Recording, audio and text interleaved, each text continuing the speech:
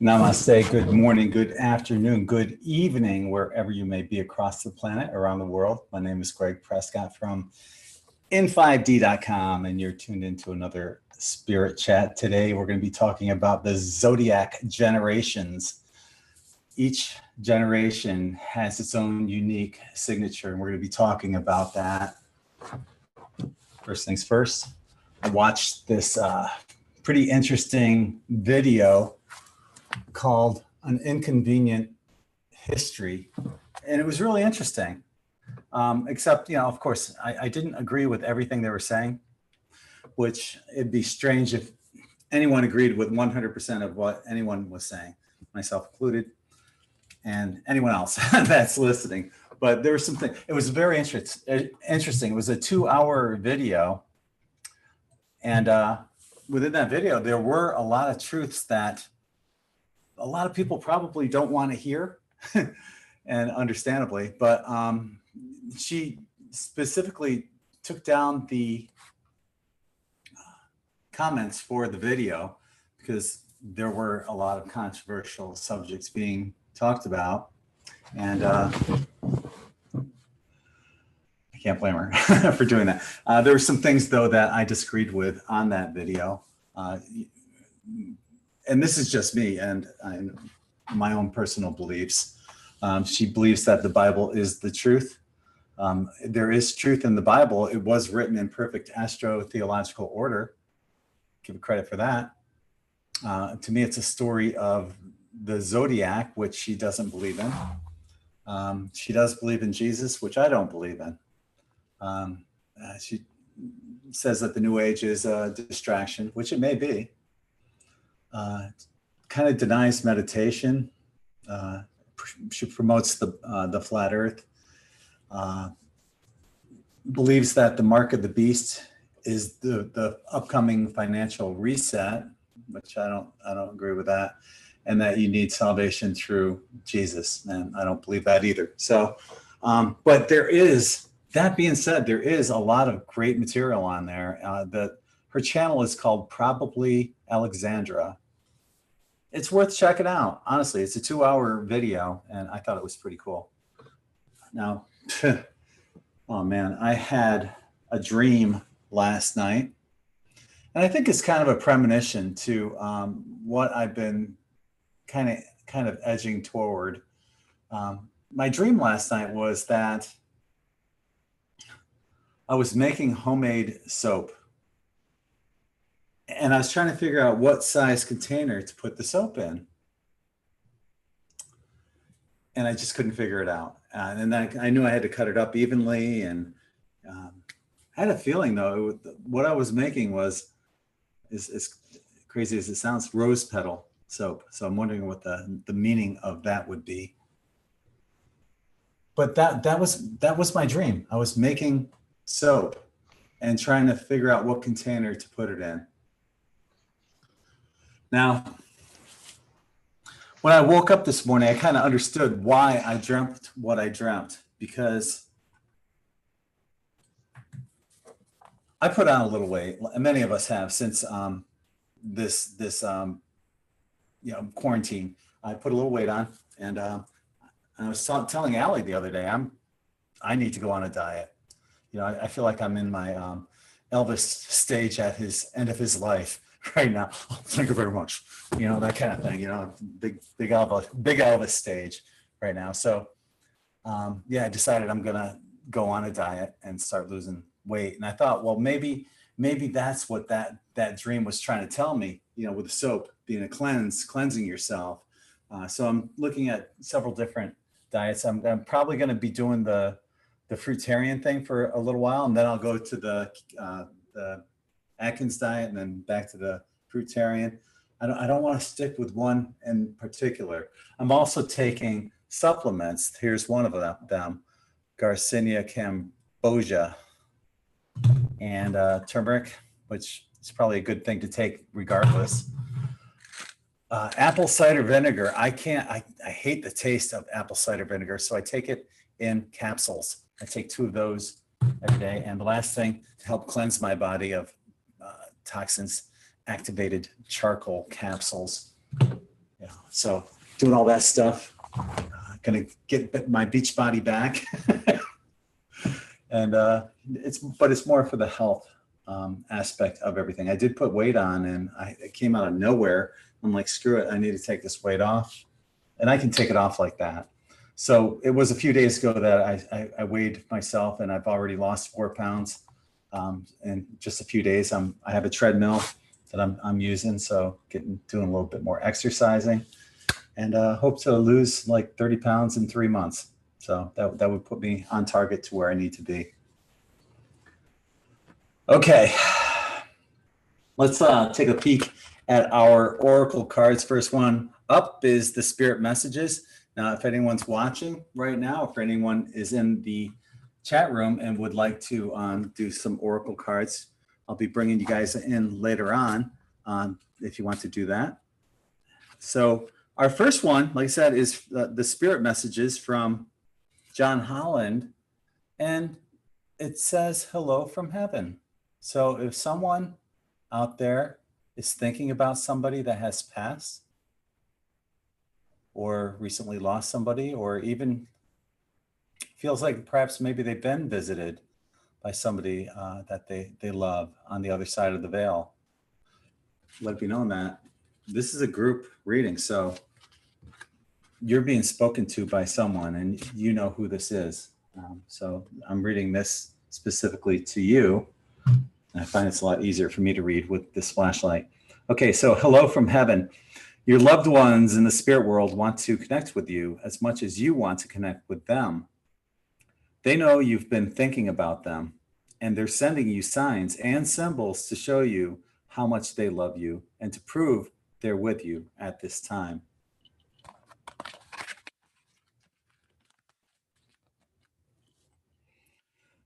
This card comes forth now because you may be thinking of someone you're missing. So this serves as validation that he or she is still with you. When a loved one passes and leaves this physical world, the familiar methods of ordinary communication get interrupted for a time until a new form of communication is established. Spirit people are trying to get your attention through special signs and symbols. This is their way of connecting with you. Trust that it's really your loved one's presence you're feeling. Acknowledge when they visit you in your dreams or when they send a specific scent that reminds you of them. Another way for them to let you know that they're around is blinking lights, TV sets turning on and off, shiny pennies and dimes suddenly appearing, or even cell phones ringing with their names being displayed. These are just some of the many signs and symbols. So put a loving thought out to them and let them know you're ready to receive more, and that they've got your attention. Be thankful of these signs and symbols. Cherish and hold them close to your heart, for they truly are hellos from heaven.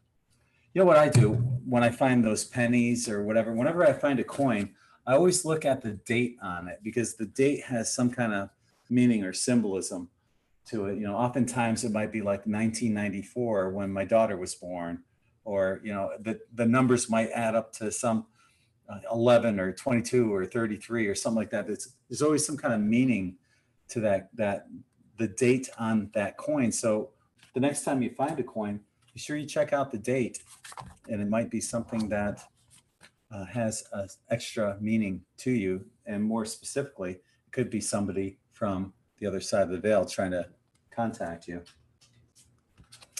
Our next one is the Goddess Guidance Oracle cards. And we have Green Tara. And the message is to start delegating. And yeah, she looks like she's delegating quite a bit, because she's just like chilling out right there. She's like, yeah, I'm just gonna meditate. Everyone else will do my stuff for me. But she looks happy and relaxed. Ask others, including me, to help you instead of trying to do everything yourself. Who's guilty of that? I think just about all of us are. We are like the first ones to help others, but when it comes to, you know, asking for help, it's hard. It's hard for us to do. It's especially hard, you know, for service to others people, to ask anyone for anything. It is for me. I can't do it.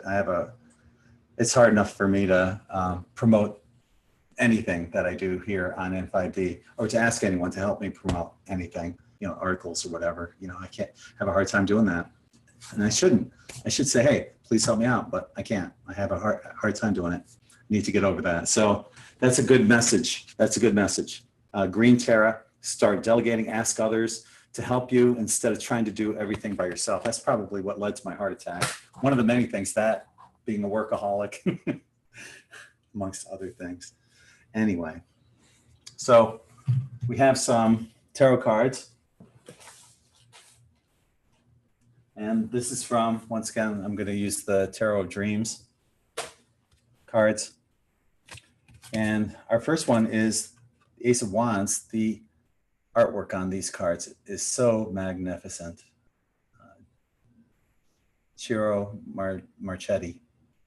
So the Ace of Wands, aces are always new beginnings, right? This is also inspiration, new opportunities, new potentials coming up. So that's a great start of what we're looking at. Our next one is the Four of Swords. And you can see she's just chilling out, relaxing. And that's what that means, relaxing. But the typical, actually, I believe in the Rider-Waite cards, I believe that's a symbol for, the typical celebration, joy, harmony. What Ali says is that this card, the Four of Swords, is going to the next level. Okay, so we have the new beginnings with our first card with the Ace of Swords, and then going to the next level and possibly celebration. Our last card is the Libra card number 11 in the Major Arcana, and it's justice. So justice, it's fairness, truth. Justice, it's the truth vibration, which is happening right now. We're seeing this. We saw this from the beginning of Pluto in Capricorn in 2008, and it's just coming up, coming up, coming up. And the more we get closer to the end of Pluto in Capricorn in 2023, the stronger this truth vibration becomes. So I'm thinking that there's a new beginning here that we'll be celebrating about, and it does involve the truth vibration. We win in the end. So there you have that. Oh, here's something too I wanted to bring up too. One of the possible new beginnings, something I've been talking about. There's actually a couple things I want to talk about, and it's for. I'm going to be starting a new page called In5D Psychics, because Ali knows a bunch of psychic and tarot card readers that she wants to bring aboard. And I thought that would be awesome because they are wonderful. We've, Ali's been showing these people off on Sunday nights, showing their abilities off, and they're fantastic. I mean, I think I only pay like, $5, $10. I don't know what the cost is. Actually, I give a little bit more, but every reading I've had by these ladies has been spot on, and they're wonderful, wonderful people. So I'd like to do that and help them out. Another thing I want to do too is it's called In5D Market, because there's a lot of you out there that have amazing products, but you don't have the platform to sell them on. Well, I do, and because of my traffic, I would love to do something like that. So what I'm thinking about doing, just for a very small monthly fee and small commission, take advantage of my platform, sell your stuff on my website. I want to help you guys out. So if you're listening, stay tuned to In5D. These are some big things I'm going to be working on to help you guys out. Let's see. I want to give a shout out to our latest Patreon member of our Patreon family. That would be Mary King. Welcome aboard, Mary. Thank you for joining our In5D family. If you haven't joined yet, please consider doing so because we are heavily shadow banned. This is a great way to help support the channel. For as little as $1.11 a month, you can get listed on our eternal wall of gratitude, wall of eternal gratitude, and be notified of videos like this. You can also comment on these videos as well on Patreon. For $5.55, you get all that plus ad-free articles and the Insiders Club private chat that's held on the first Wednesday of every month on Zoom. And that's just us. That does not get recorded on YouTube. And there's always great conversations going on there that we don't repeat. And then for $11.11, you get all that plus the Afterthoughts archives. I'm not going to be doing the Afterthoughts anymore because I covered all that stuff. The Afterthoughts are covered here on Spirit Chats. So, but I still will be doing the exclusive mid-month energy report. And that's for our 1111 and higher Patreon members. So check that out. Also, man, I've been busy, but I'm totally digging this water element t-shirt. What I did was I made 8 more because we just about sold out of all of the ice dyes. So I just have 1 ice dye left. So I made 8 more of the water element ice dyes. I also made some more fire element tie-dyes and some regular water element tie-dye shirts as well. So been busy today. I'm going to be doing more tomorrow, working on the 7 chakra gemstone shirts. Now, if you have bought a shirt from here, just scroll down to the bottom of the page and leave a testimonial. If you enjoy the shirt, if you're feeling great energy from it, what are your thoughts? Here's some people that just enjoy the shirts, felt the energy instantly. I love my t-shirt. Thanks, Gregg. Absolutely love it. Got it, love it. I can feel the positive energy all around me when I have this shirt on. My new shirt's arrived. Woohoo! Best gift ever to myself. Love the colors and energy, so on and so forth. You can check those out. I have a tab for the testimonials right here. So get on there, leave a testimonial. If you like shirts, tell us about it. Tell us which one you got and how it makes you feel. Okay, so today's Schumann resonance. Okay, let's talk about this. Okay, bam, look at that right here. Okay, what does that say down here? 110. Yeah, we cracked that 100 hertz barrier today, and that happened somewhere. This would be probably somewhere around 11 p.m. last night until 10 a.m. this morning. This huge whiteout.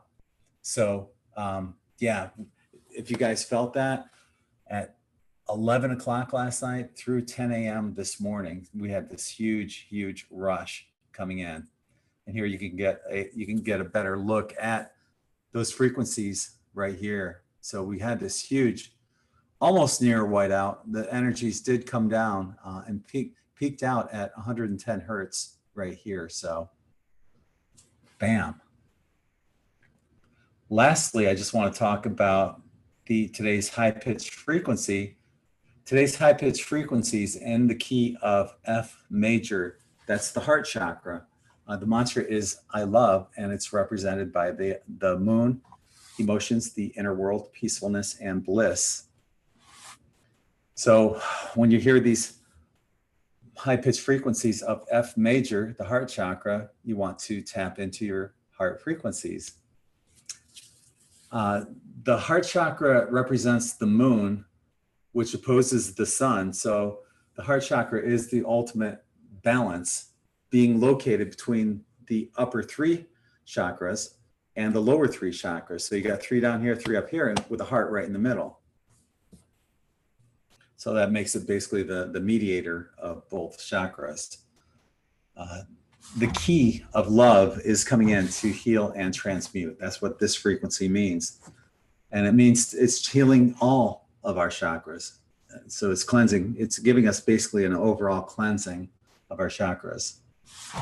An imbalanced heart chakra may manifest in the form of the need to control others, having expectations of others, resentment, jealousy, or the inability to forgive others. Heart disorders may also be reflective of an imbalanced heart chakra. If you find yourself going from one relationship to another without giving yourself time to heal from previous relationships, this is also a sign of a closed heart chakra. Being overclingy or feeling inferior or superior over someone else are also signs of an imbalanced heart chakra. Even being a super empath is a sign that your heart chakra is out of balance.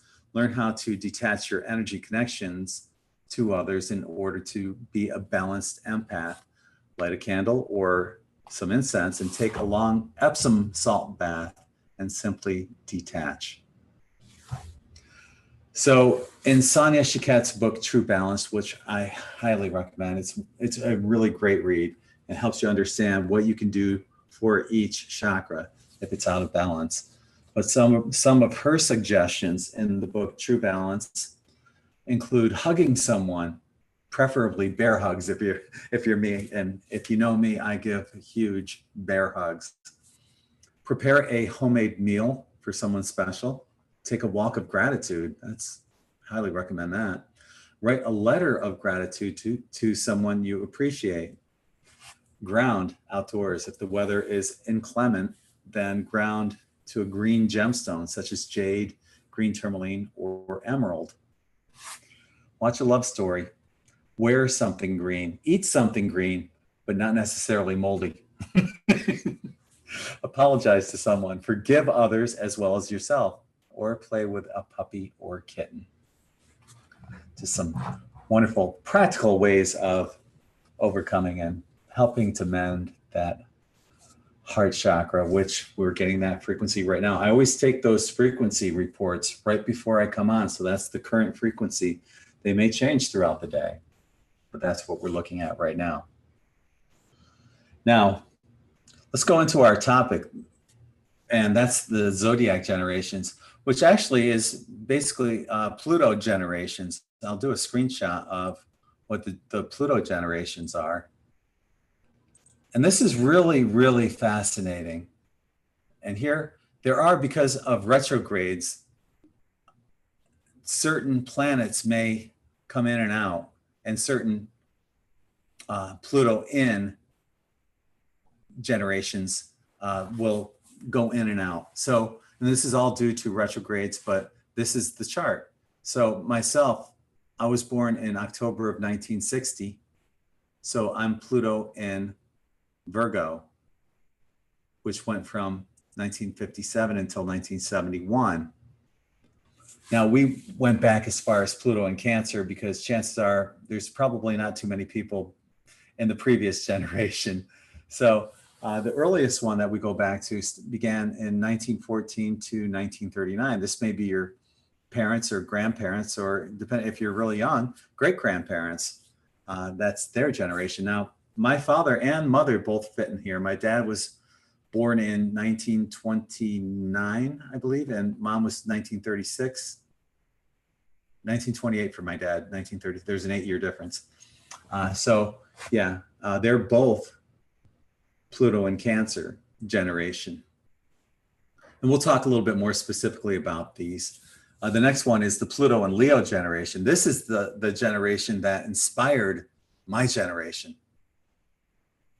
Because they were the make love, not war. They were the hippie generation. They were the summer of love generation that, just they held their ground and they brought peace to the world.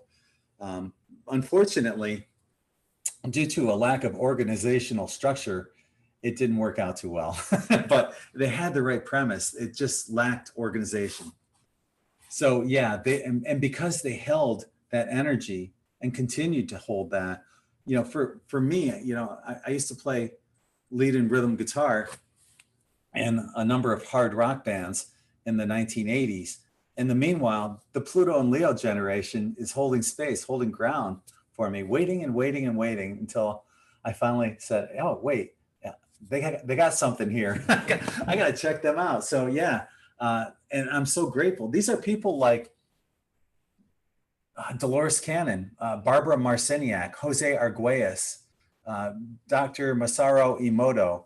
These are all Pluto and the Leo generation. And because of them, they basically beat the path down for the rest of us.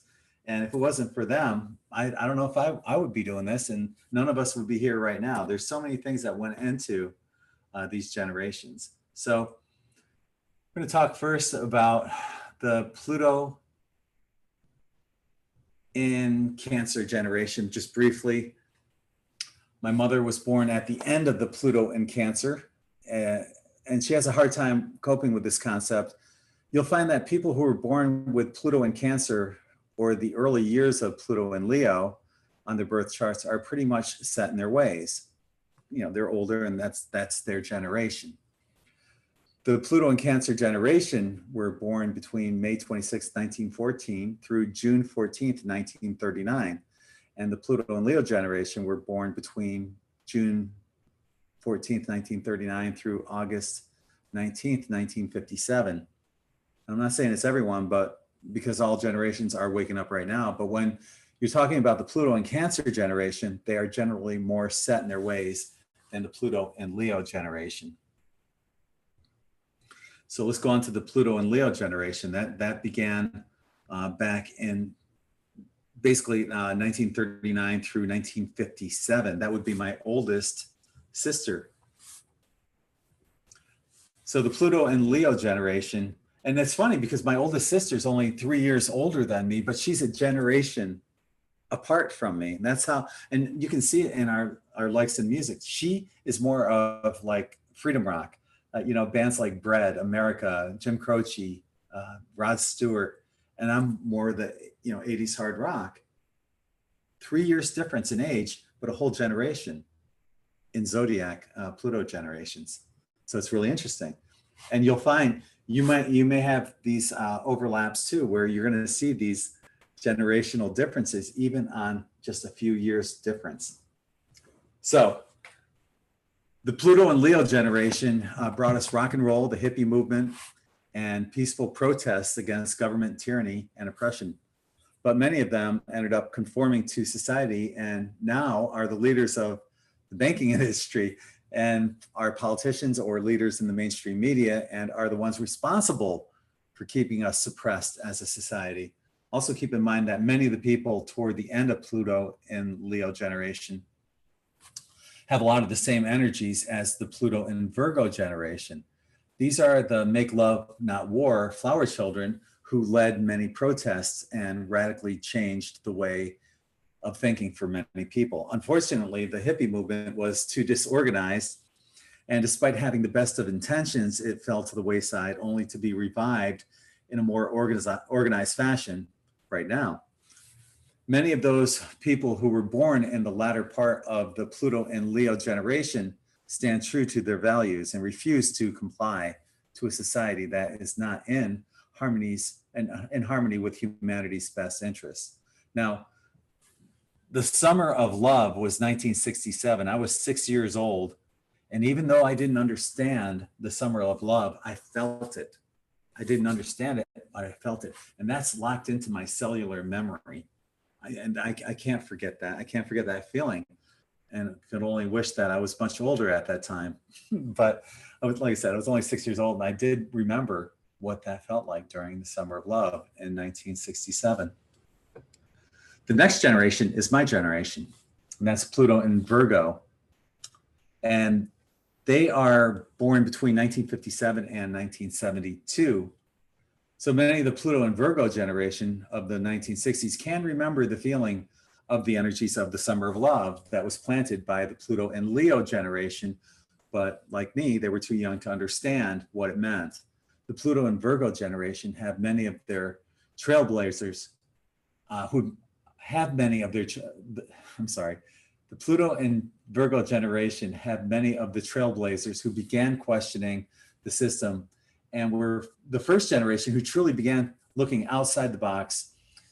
And all the subsequent generations afterwards, which includes Pluto in Libra, Scorpio, Sagittarius, and Capricorn, will be the beneficiaries of the Pluto and Virgo generation.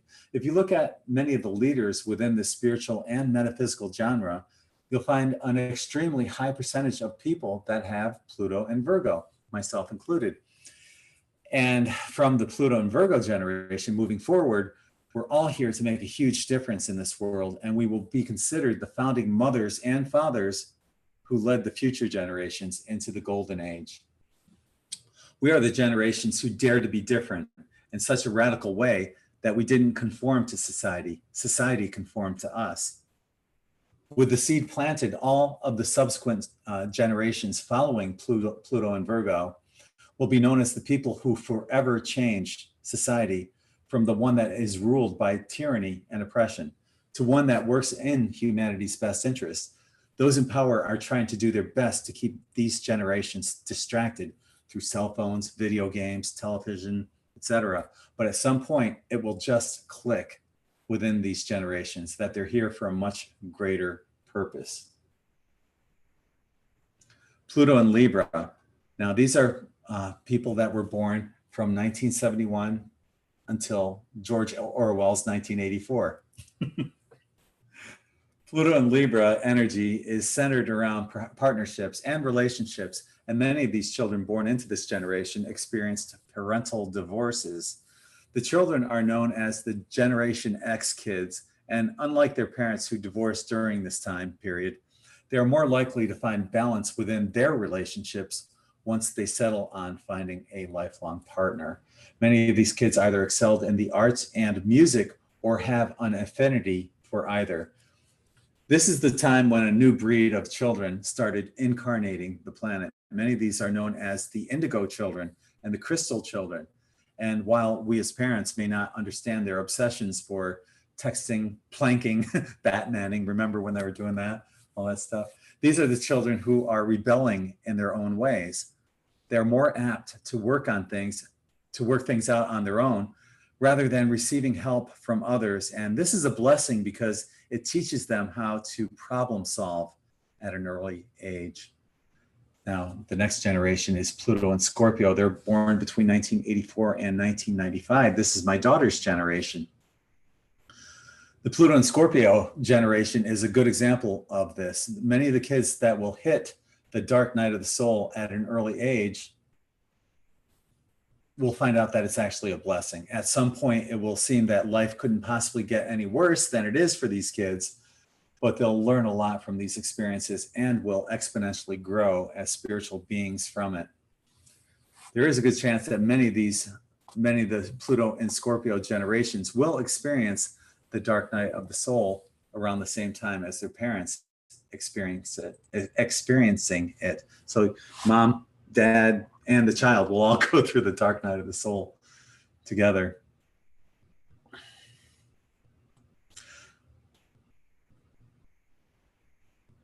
Okay. Many parents, especially the grandparents of the Pluto and Scorpio generation, will have a hard time understanding these children, of what they're about, what they're going through. I was born with Pluto and Virgo and have a teenage daughter. Well, now she's 25, but who's in this group. As parents, we never want to see our children fall, but this is part of the dark night of the soul that they'll experience at this age. In the end, it is a blessing when it's happening, and it's not very pleasant for the child or the parent, especially when you're watching your child go through it.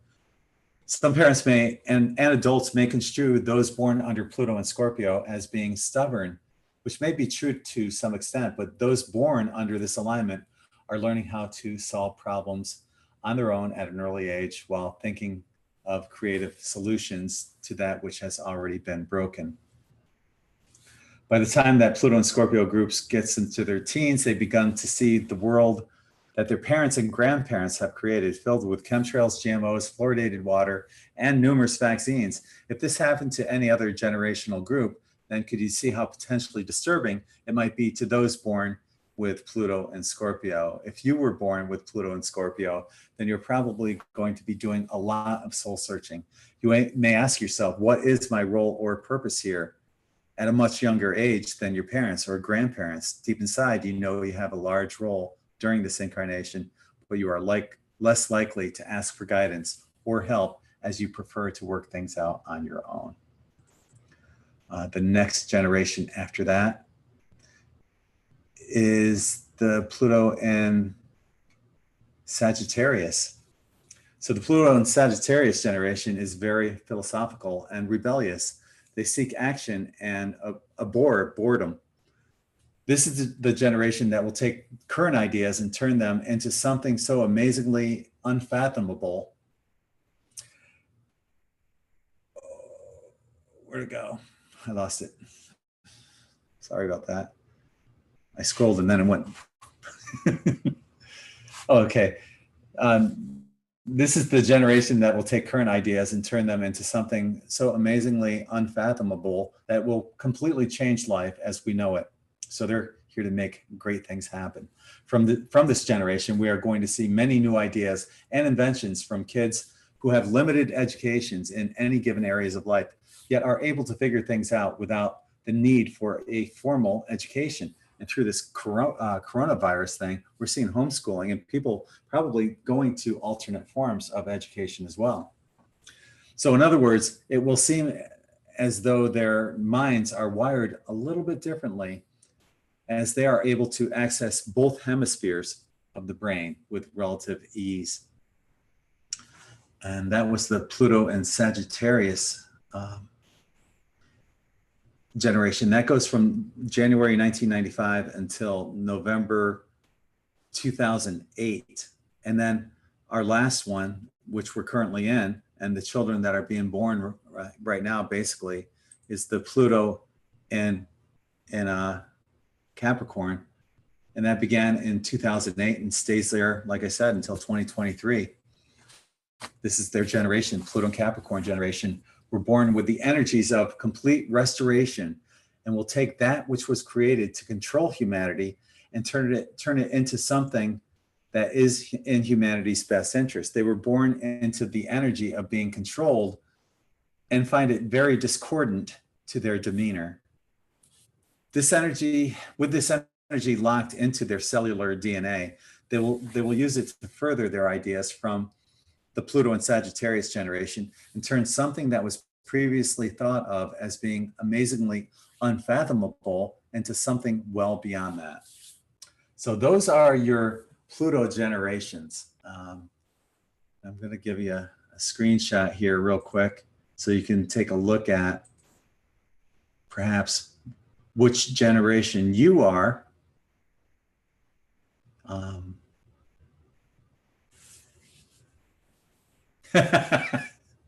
Phil saying the number of the day is 10. Let me in.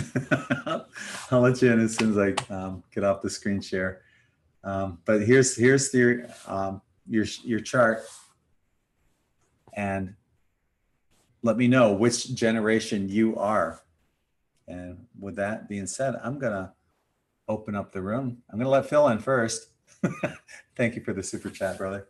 And you guys are unmuted. So what generation are you guys? Scorpio. Scorpio, okay. Virgo. Okay. Virgo. Fellow Virgos, yep. Libra. Okay. Scorpio. Wow, okay, lots of Scorpios, good. Virgo. Another Virgo, all right, awesome. Libra. Libra, very good. All right, Ryan. Yes, me and Ryan are Libra. So we're seeing this, you can take a look at what, unfortunately, I didn't hear any Leos yet. Oh, okay, yeah, we did have one. Okay, yeah, that's my favorite generation. It's not my generation, but it's my favorite because it was your generation that set it up for the rest of us. And thank you for holding your space for so long while people like me were just being dorks. I feel like I'm still holding it. You did your job. You got us to that point of where we're here. We caught up with you. So yeah, thank you. You're welcome. Yeah. The first wave of volunteers. Yeah. Yeah, that's a good way of looking at that. Definitely. Yeah. I feel like I've been, oops. You good? Oh, what happened here? Hi, Bill. Hey. There you are. Yeah, there I go. Yeah, no, I felt like I was the first wave, and I've been waiting a damn long time for y'all to catch up. You guys had the hardest job out of everything. Yeah. Oh, yeah. No, I got beat down a lot. To be able to hold that energy for so long it astounds me, to the ridicule that you must have had to endure too. You know, I got locked up. I got put on a lock ward for the things that I knew and felt and could see and do. They said, no, you need to be medicated, and stuck my ass on a lock ward for a month. wow. And I finally just canceled out all my abilities and said, okay, what are you going to do? So here's a question to the Pluto and Virgo generation, my generation. As I mentioned, I was only 6 years old during the summer of love in '67, but I remember that energy. Do you guys remember that energy? Oh, yeah. Yeah. Though I was in Wyoming and it was in, California, so I didn't really experience it, but I was thinking, damn, I wish I could go there. Yeah, I was in upstate New York in the Catskill Mountains, so I wasn't far from it. But like I Well, said, yeah, Woodstock. Yeah, that was an awesome thing too. yeah. But I remember we lived where my parents lived. It was right by the State University of New York. And I would go up there, even at 6 years old. Back then, you could do stuff like that. You could walk away from your house and not get kidnapped. But we would do that. My friends and I, or my sisters and I, would go there to the college. And I remember there being like free concerts going on and people just hanging out and playing music. And it was so beautiful. The energy of all the people that were there was amazing, even though they're probably mostly high. But it was just a beautiful thing to hear the music and to see the love that was going on during the summer of love. Yeah. So does anyone have like a generation between their siblings? And do you notice the generational differences? Well, I have a generation between my younger brothers and sisters, but no, my sister was 4 years younger than me, and then my next brother was I'm gonna say 6 to 8 years younger than me. Mm-hmm. And then yeah, it was now I've got 2 younger brothers and a brother and sister that would be considered another generation. Did you see the physical differences in the generational differences? Or were they the same generation? Well, my sister Tina and my brother David were both of pretty much the same generation. I mean, they were within a couple of years of each other.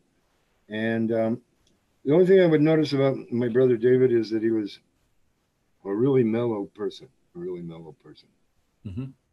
So I thought that was great. So he was younger than you. Was he part of the Pluto and Libra generation? No, he would have been in part of the Pluto and Virgo generation. So your generation. Oh, okay. So you're Leo. Okay. Yeah. Okay. Yeah. I'm Leo. Leo. Pluto and Leo.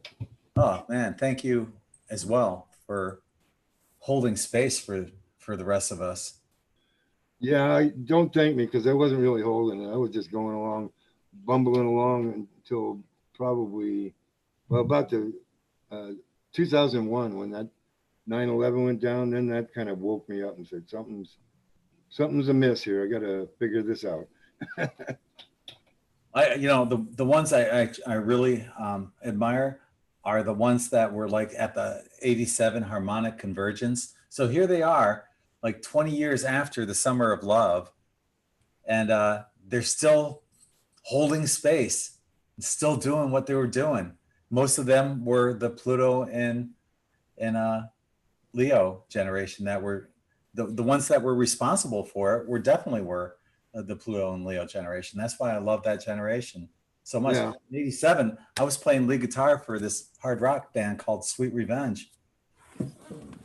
No, I did participate in the harmonic convergence. I did meditation on that day. Did you? Yeah, in a camping ground. Oh, that's cool. But I actually met up with some other another lady there at that campground who was also aware of it. So that was kind of cool. Yeah. How did you become aware of it? How old were you then? '87. Let's see.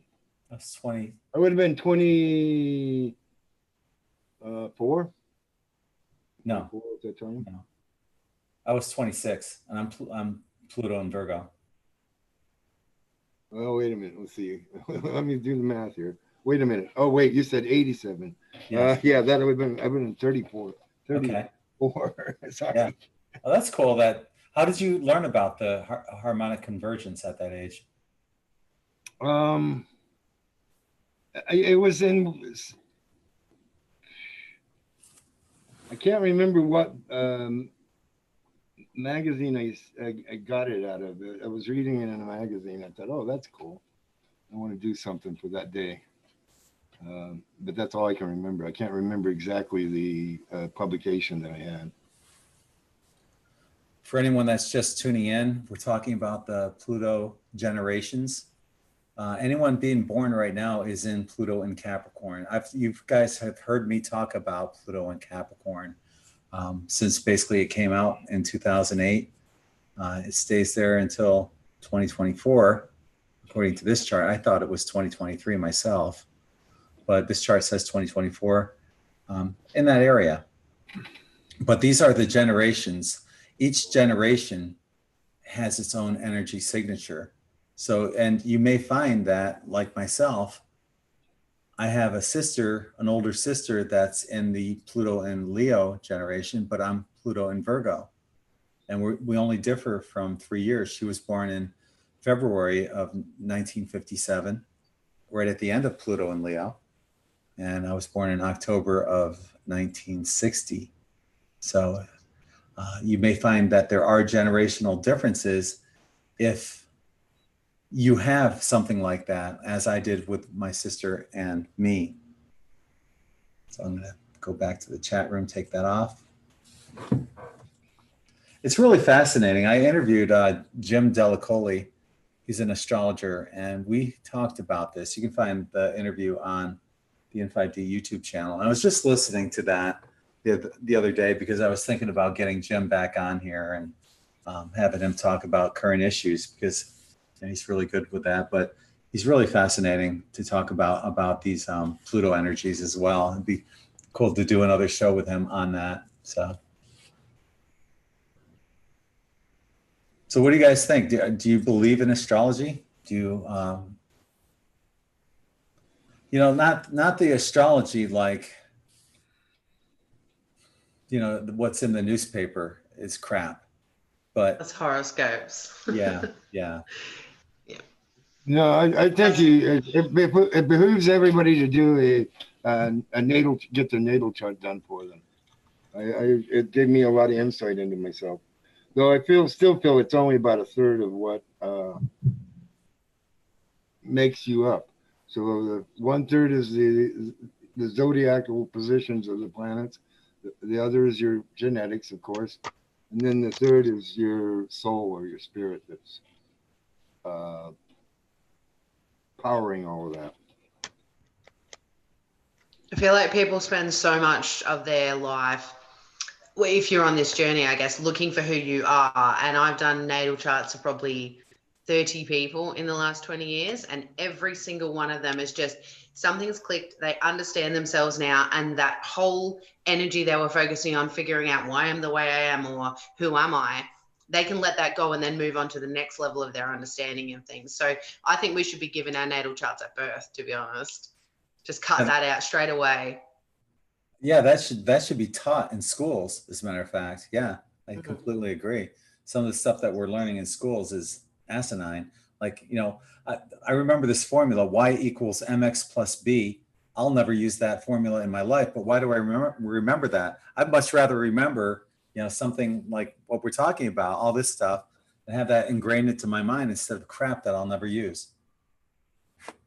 I was brought up, my parents used to read me astrology books to go to sleep at night. Both my parents were whatever the generation is before me, born in the 60s. So everything they did was metaphysical. Like it was sort of the new age, but it was the old new age back then.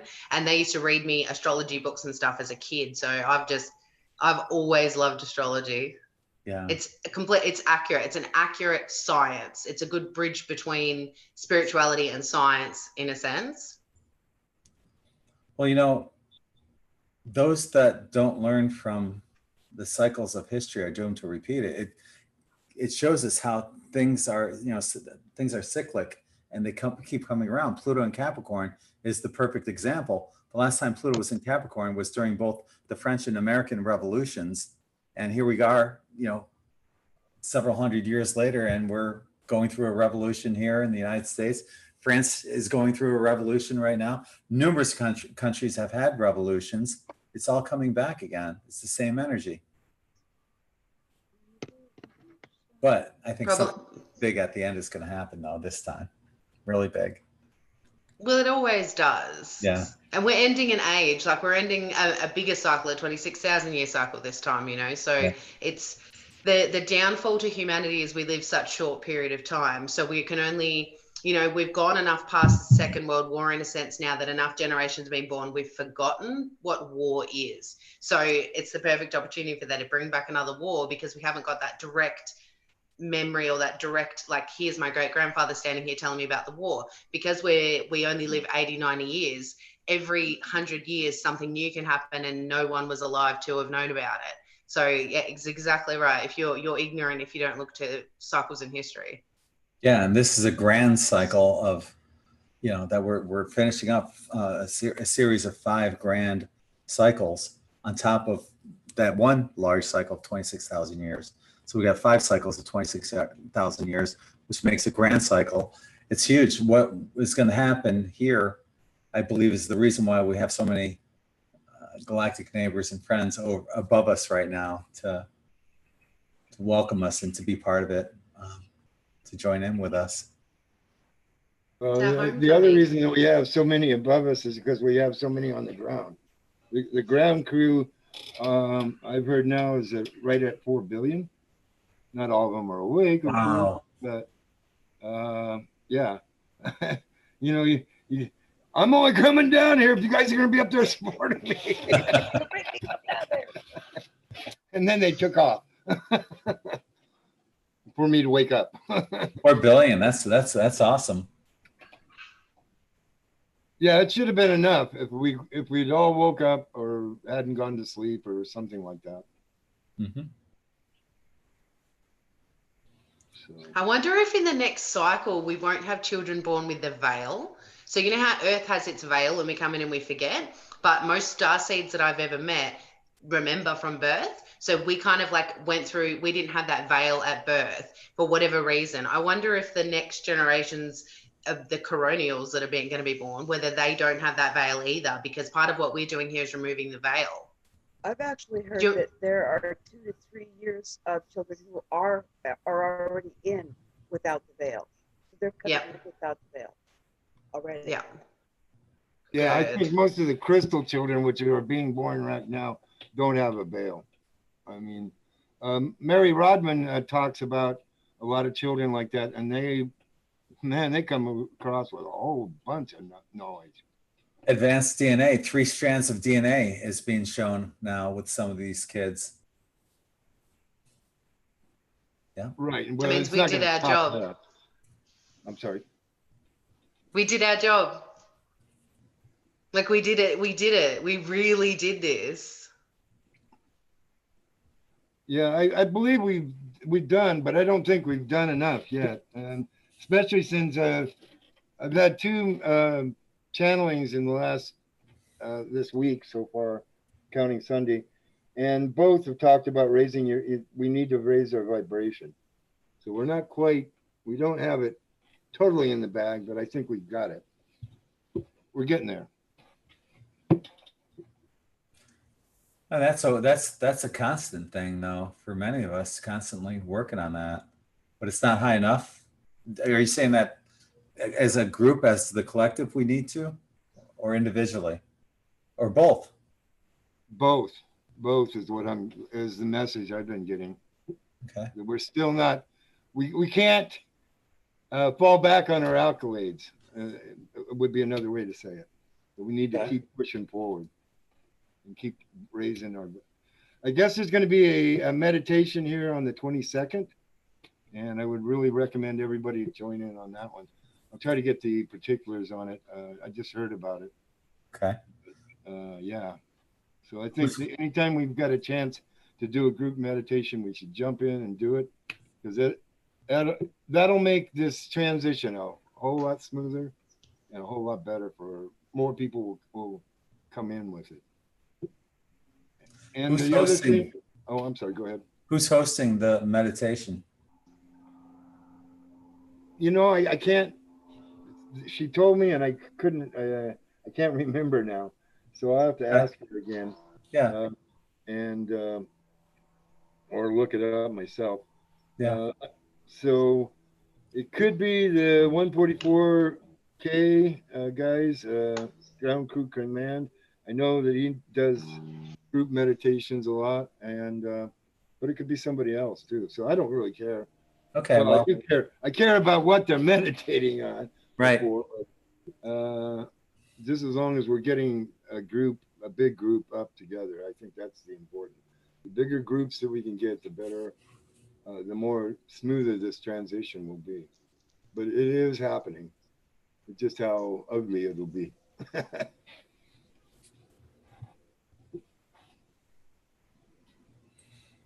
So Gabrielle, where'd you go? I was going to ask you if you wanted to do a little star language, light language. She knew I was going to ask her that. That's why she left.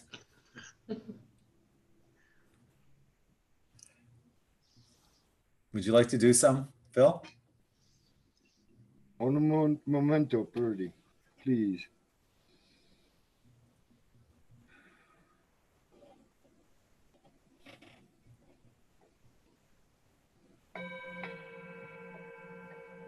Kashala, Margateto Pata, Trawing Torture Carpata, Walanga Tatata, Minadata. Greetings from Sirius. We come to you this day with this message. Kalala Makate, Walanga Tachi, Wanana Katela, Washiran and Kapala, within Digaba, Patigadim, Batuka, Potache, Patan Kata, Walla, Watata Ramanakata. I believe what they're saying is that we need to get balanced within our chakras and keep them active, and we need to keep our body in tune. Is about the best way I could translate that. So it's interesting. Thank you for that. First of all, Willow Pillow is saying that she loves your dragon shirt. And as you're talking about dragons, and as the dragon's coming up, I see Stephanie blowing out smoke like a dragon.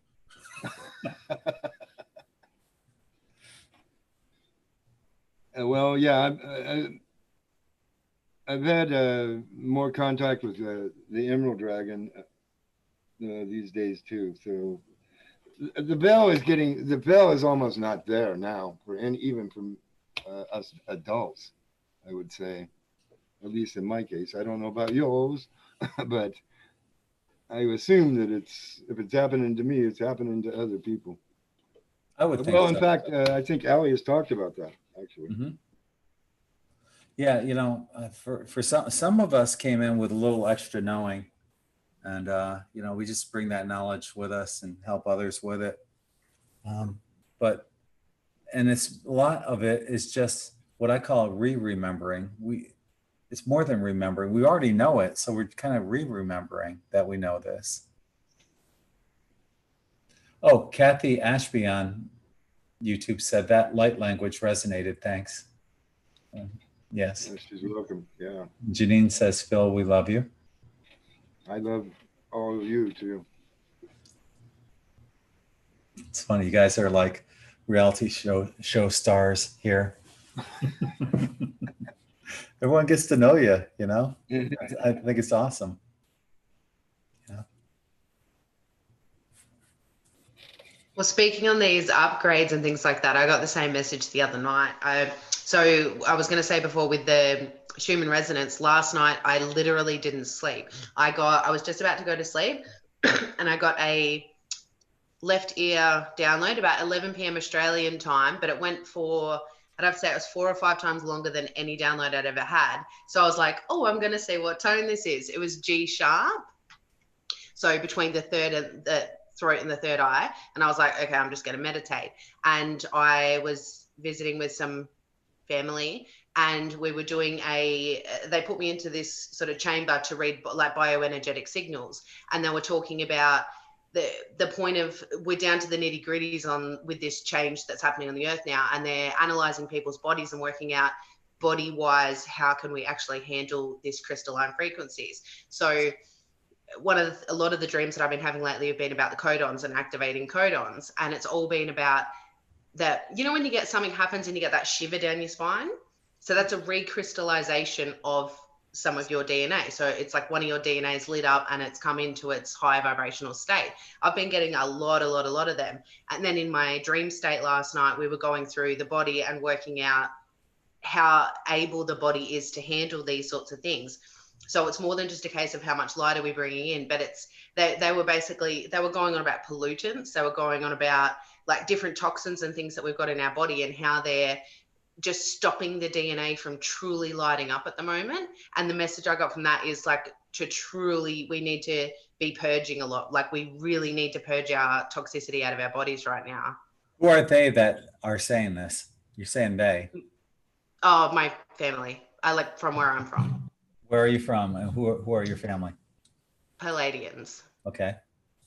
So we already did the 5th dimensional. So we're kind of like, because we already did it there, they're now going, how can we assist the body to do the upgrade down here? So that's something I've been working with them for, is to be purging out, I guess, the DNA.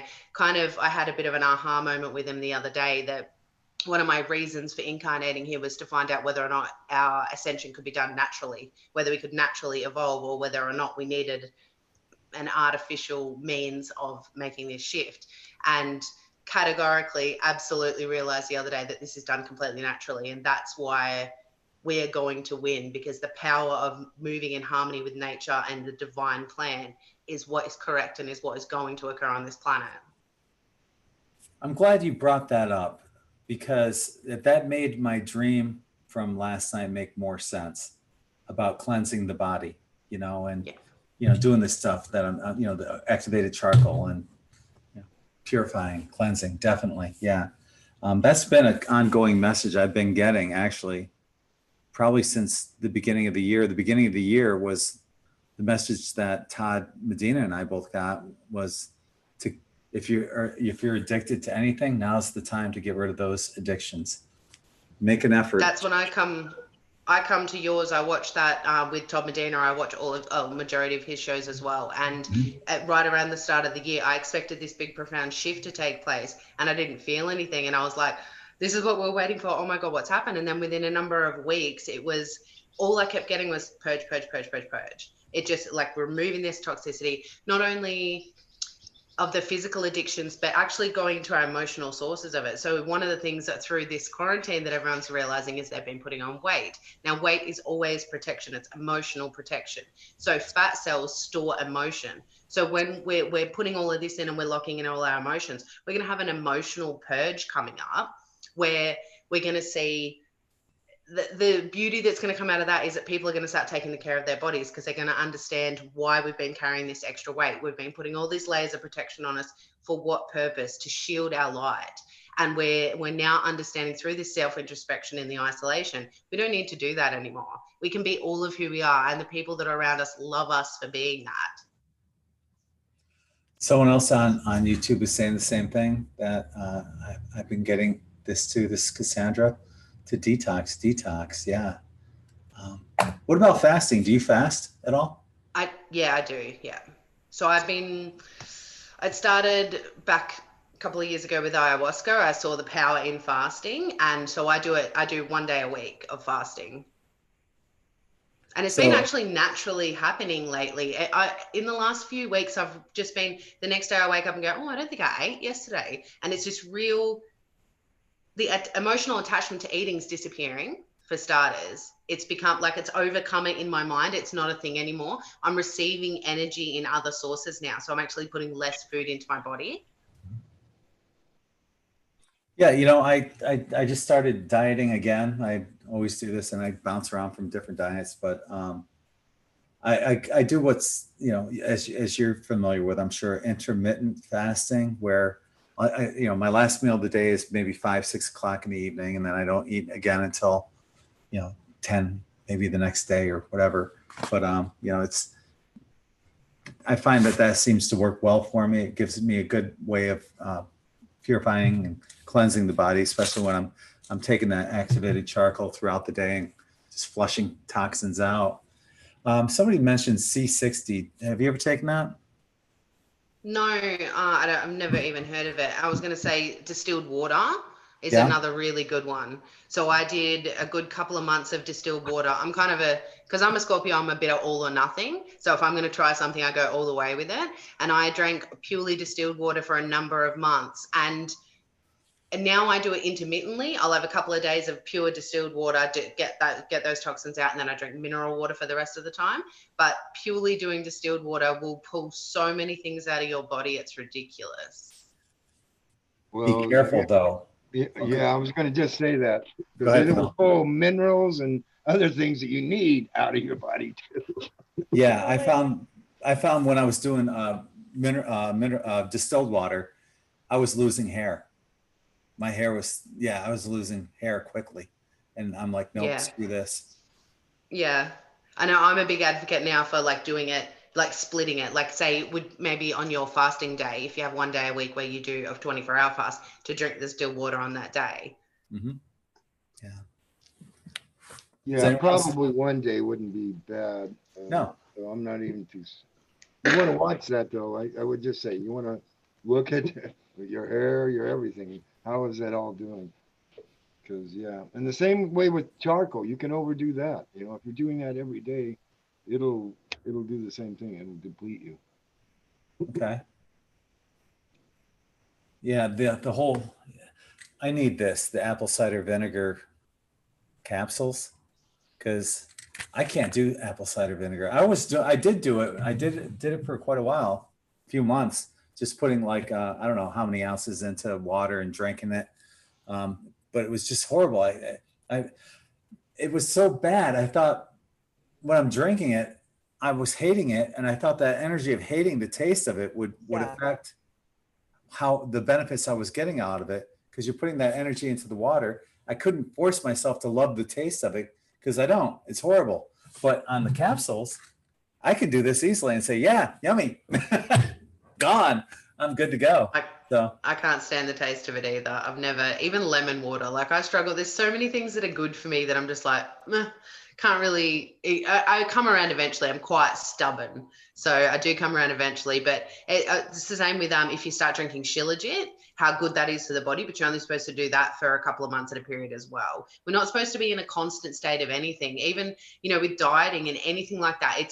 We've got to be balanced. We can't just do one thing all the time and expect to keep getting results out of it. Ellie and I were talking about that today, and why can't things like homemade bread be good for you? You know, ice cream. I've been living off bread. I don't know how you do it. You're so skinny. Well, I also balance it. Jacqueline's right. You balance it. I fucking eat with ice chocolate. Cream? Yeah, I eat bread fruits. and ice cream. Yeah, like today, all I could eat was, I was talking to Phil earlier. All I could eat the past 2 days was pure chicken broth and raw fruit, raw all day. And then like at night, I'll eat something different. But also, I'll just live off bread. And I do the intermittent fasting too, like for 16 to 20 hours a day, maybe half the week, like 3 or 4 days out of the week. But other days I'm just hungry and I go by what day it is that I feel. I don't try and schedule it too much, but it's happening naturally. Like not wanting to eat too much dense, heavy foods, but I can live off bread and butter and like fruits and veggies, and my ginger I eat raw and lemons raw, and like I think I'm supporting myself enough with the protein, like when I eat the walnuts and lentils at night and stuff, but it's balanced. And then for a lot of hours it's just water. And I could live off bread. Bread is probably good for you. I'm sure it is, because I've spent plenty of days eating just bread and nothing else because it makes me sick. Everything else makes me sick. So just fruit, vegetable, bread, nuts, and roots. I don't know. I was told Nowadays. that bread creates a lot of parasites in the stomach. Yeah, it bloats you. It's better to not eat bread, but it's yummy. I think all the days I spend cleansing from stuff like that, and then when I need the carbs and I eat the bread, it's balanced and it benefits me either way. Mm-hmm. Whichever way, I don't know, but it's changing gradually. Like food's becoming less important. I think we're all living off light more and more. We're gonna eat lighter foods overall, slowly though. Yeah, I'm kind of bouncing back and forth between a fruitarian and then a Atkins kind of diet, and because I like my protein and I like the fruit, but I just don't like veggies, and I got to find a way to get vegetables somehow. Maybe some kind Juicer. Get a juicer. Well, yeah, celery juice. Yeah, I have a juicer. I have a killer one that I bought right after, or right around the time I spoke to Andy Monks the first time. Skip a meal, do a couple ounces, 30 ounces. Oh, you make it sound so easy. Yeah, man. Yeah. Either that or go look up Medical Medium. Oh, I've got his books. Yeah. We have, what, 4 of his I books? have a couple of his books too. Yeah. Have you drank spirulina or chlorella mixed with banana instead of like? It's have you tried really good. either of those? Mm-mm. Yeah, mix spirulina or chlorella. They're dark green. If you don't like green veggies, get a little bit of that, and any banana or apple or orange, ginger, lemon you mix with it, it'll cancel out the taste of the green. It'll taste so sweet and good. Spirulina and chlorella. If you don't like veggies, I mean, yeah, something green that's good. Those are both good. Yeah, I think I came from a planet that doesn't have vegetables because I don't like them. Maybe Can I from- give you a challenge? Greg, Yes, can I set you a challenge? maybe. Maybe. So I want you to go into meditation and ask the root of your food, like where that food initial, because I just get the feeling listening to you talk about it that it's a childhood issue. There's a block with your food. Besides the fact that you're a Libra anyway and you can never make a decision, I feel like there's something that's holding you back from, because ultimately at the end of the day, it's not your body, you just exist within it. So to nourish the body in the way that it's supposed to be nourished is not, it's your job to do that, but your personal preferences really shouldn't have anything to do with it. So go back to the root of your personal preferences. Try to ask it in meditation, like put it to yourself, where's the original root of my dislike for vegetables, and see if you can wipe it. Okay, I'll try that. I wrote that down. And it's odd because everyone in my family loves veggies except me. I just don't. I like salad veggies like lettuce, cucumber, tomato, carrots, but anything cooked, green beans, I like corn, potato, but corn and potato don't really count because they're just basically starch. So, and green beans, that's, if I were to eat one green vegetable, it'd be green beans. That would be it. Yeah. You don't even like asparagus? Like, Oh, that's nasty. Spinach, cauliflower, broccoli, good. every kind of squash. Brussels, Oh, Brussels sprouts. those little stinky they're my little things. favorite. They're the best. I love them. No. Broccoli's great. Yeah, I love it. yeah, freaks. Oh, and another thing about the apple cider vinegar. The way I take it is in my tea with a big dollop of honey. I was going to Yeah. suggest There's that. a good works. There's a good That's a recipe good on the idea, side Phil. of the I like Bragg that bottle. idea. Bragg's apple cider vinegar. There's a nice recipe. Put a crap load of honey in it, and you're good to go. Yeah. Gregg actually has a blend bottled with ACV and honey in it, but Yep. I prefer using local honey because then I get all the benefits of, local Yep. Yeah. Yeah. Local Helps honey. the is bees best. too. Yeah. like herbs. I am envious of all of you that love vegetables and all those vegetables that I don't like. Yeah. Yeah, I'm envious. Oh, I've trust been me, it takes a long vegetarian time for to nearly. get over that. I've been vegetarian for nearly 10 years now.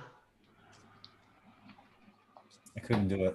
No. I'm way closer to a fruitarian than a vegetarian. Yes, That I can do fruitarian. fruitarian. Since you had that on, that's the 2/3 of my diet is fruit. Is just raw. Is the raw fruit. And then because I have so many food sensitivities, I only get to eat a little bit of stuff. There's only like these things, and that's it. So Did you take a picture, Stephanie? Did you take a picture of your pupils and your irises? I did not. Because that's what Andy was looking at. If you had done that, several months ago. I had classes at the time, so I couldn't go to the follow-up Okay. thing. So yeah, but I still do it. Yeah, good for you.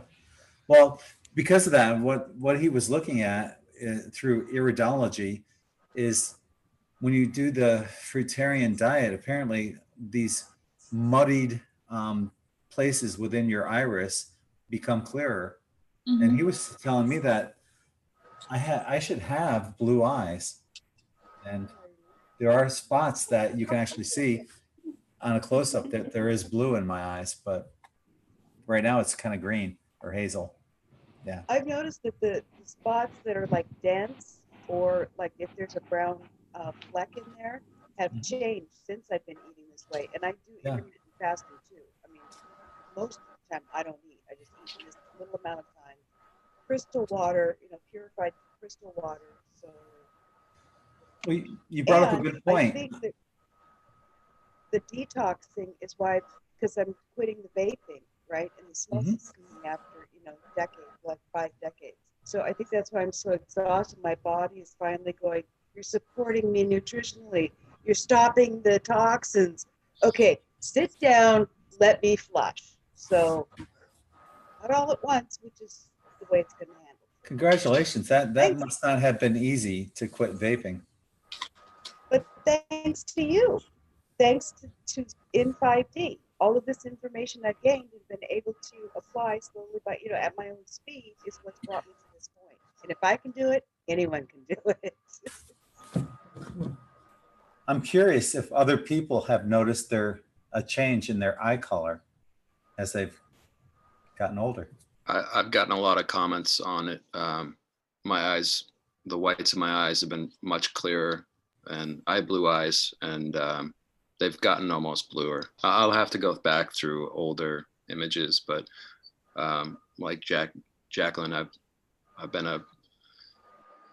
I've flirted with veganism and fruitarianism and vegetarianism for probably, maybe 10 years or so. I had like a lot of gut problems, and that was what started me on it. And then, seeing Forks Over Knives and all those other documentaries kind of woke me up to what was going on. And my health had been horrible. And so I've been able to reverse a lot of that.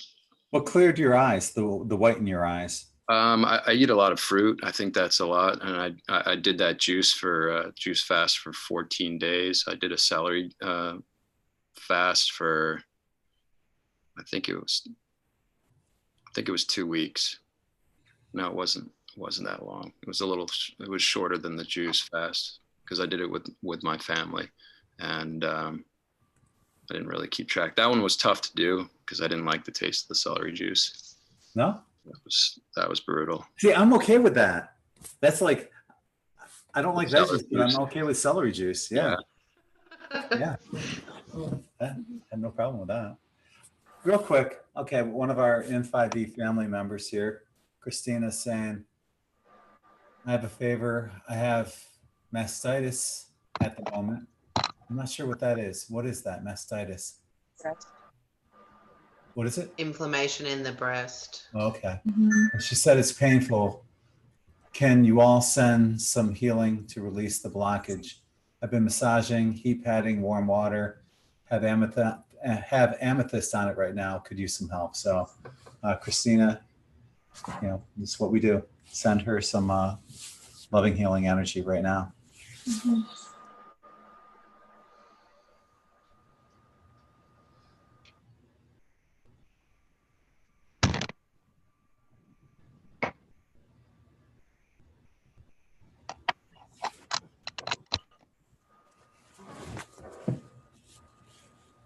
So I hope that helps, Christina, and for whoever's listening, even if it's on the recorded version, send that healing energy out.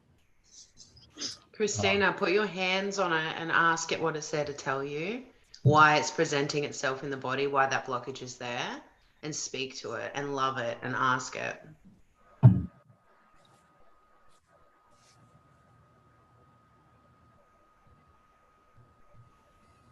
And is it the right or left side? Yeah. Is it the right or left side, Christina?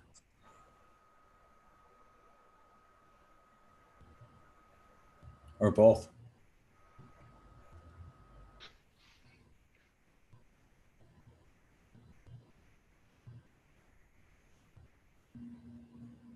Right. I felt that. Current life. And QHHC, that's current life, right side, past life, left side. Mhm. And the breasts represent nurturing and our ability to nurture. So the right breast is about our ability to give nurturing to something.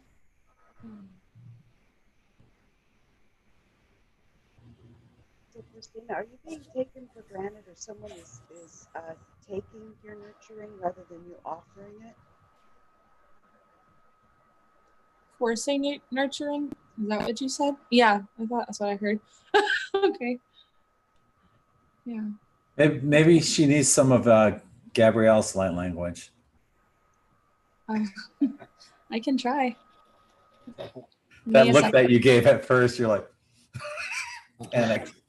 I after like talking with Beatrice yesterday, I'm trying to gain some confidence. It's getting a little harder. You can do it. Do it. Hold on one second. What, Emmy? What is it, baby? I miss you too. You want to come help me sing and help somebody out? Come here. Come on down. Okay.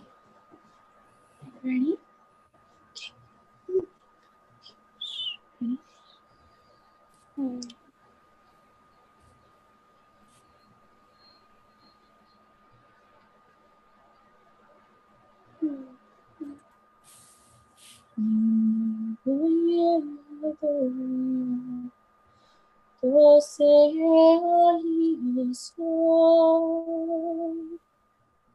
Que la sudieari tokiami asondieho devai que uako Yenasu de surori caído que unasu que hay y amiga que las que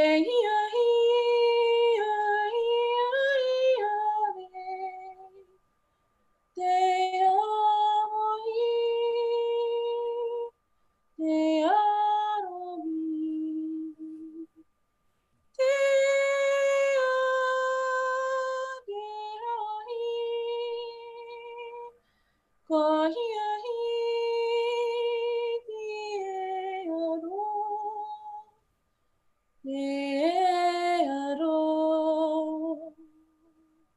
que ahí dearo sayaro, que honesta dai, deito no, que ahí de la jodina.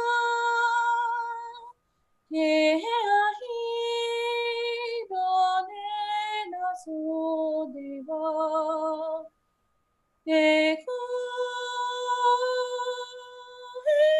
ahí dejo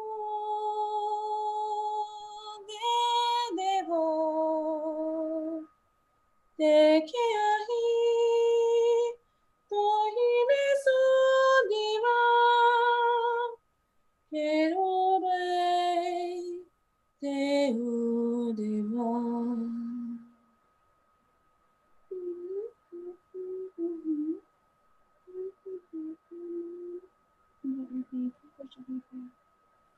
Wow, Awesome. that was amazing. It's amazing. Phil, what were you feeling on that? Well, I was almost understanding it, and then I was told, "Don't try. Don't mess it up for her." No, I was kind of pulled in. I feel like this is what she was doing there was an old it's an old song of healing. So yeah, very good. I got to read some of these comments in YouTube because it was amazing. Patricia Waite said, Gabrielle, as I am sending healing energy to Christina, it's intensifying it. So beautiful. And so many wonderful comments. Nasa said, that's beautiful, Gabrielle. Stella, lovely, Gabrielle. Trisha, wow. Linda, beautiful. Andrea with a heart. So many wonderful, wonderful comments there.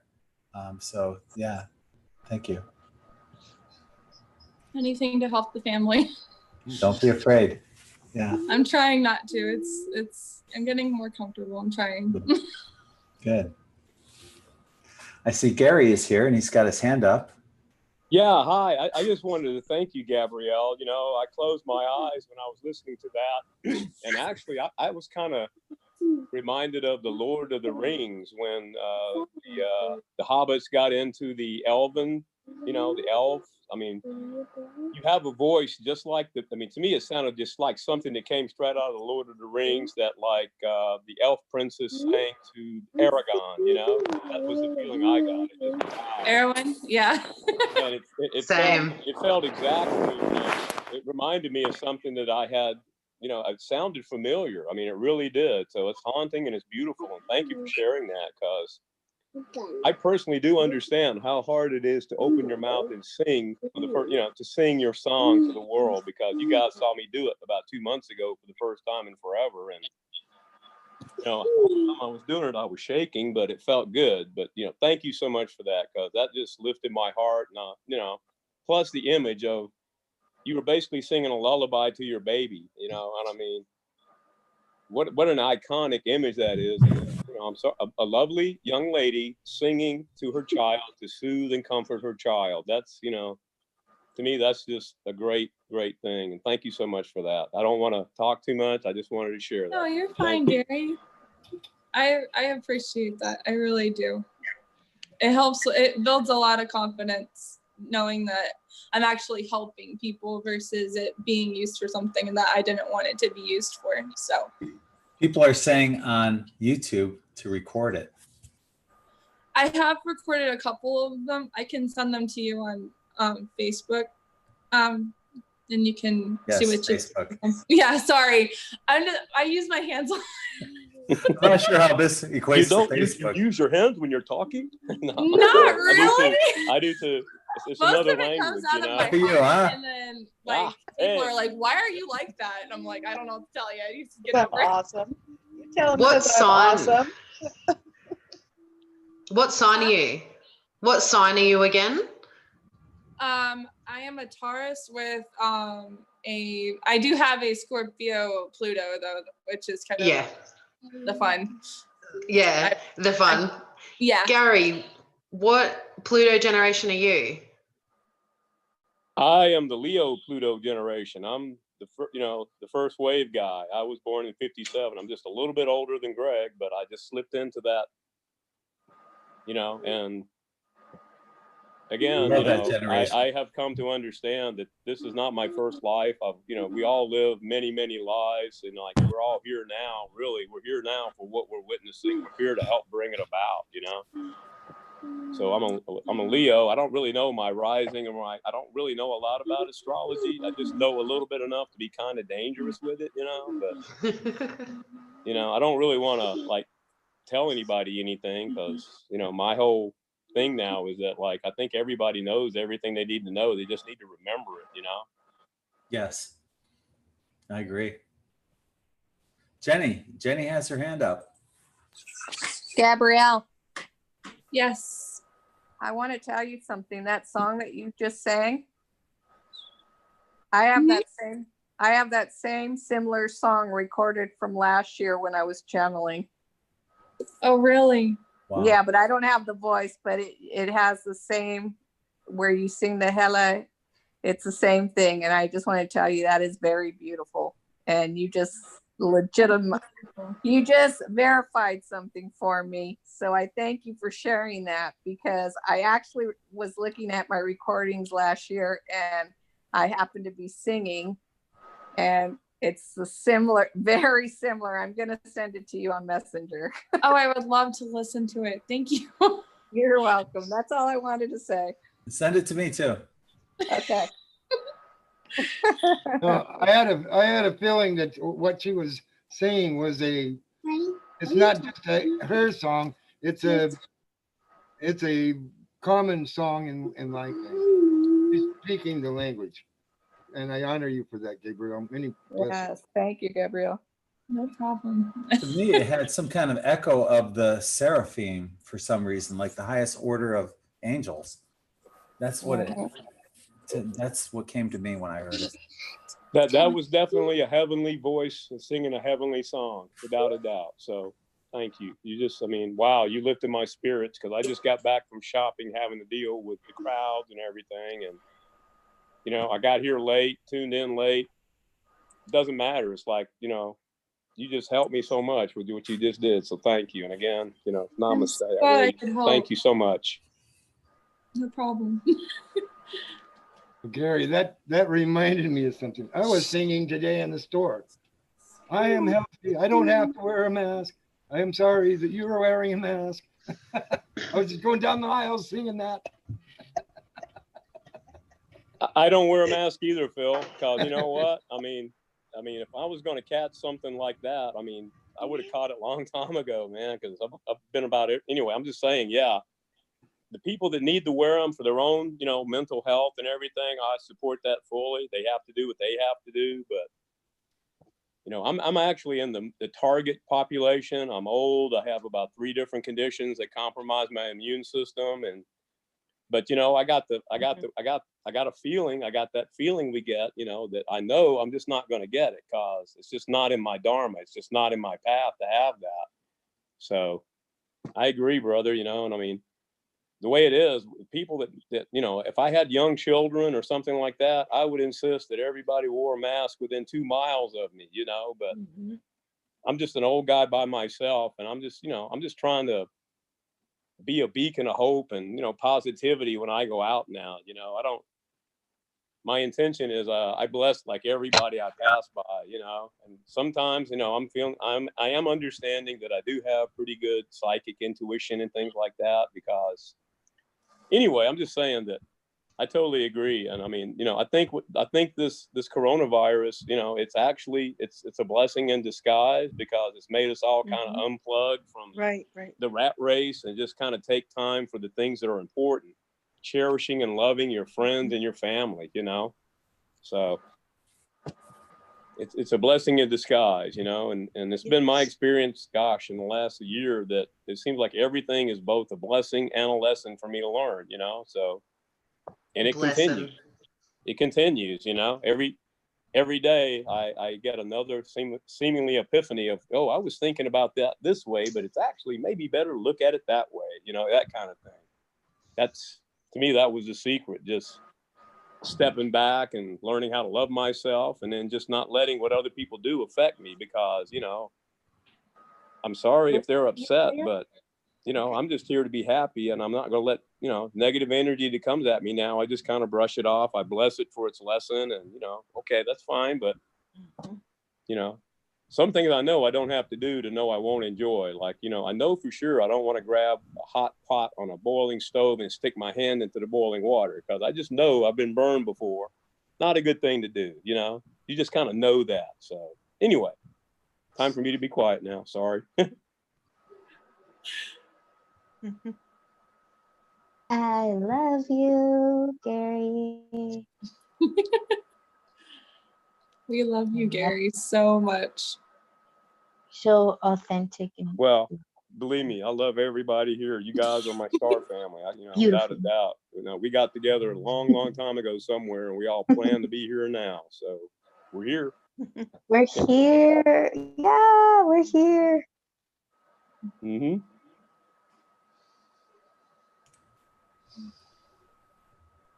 I want to give a quick shout out real quick here.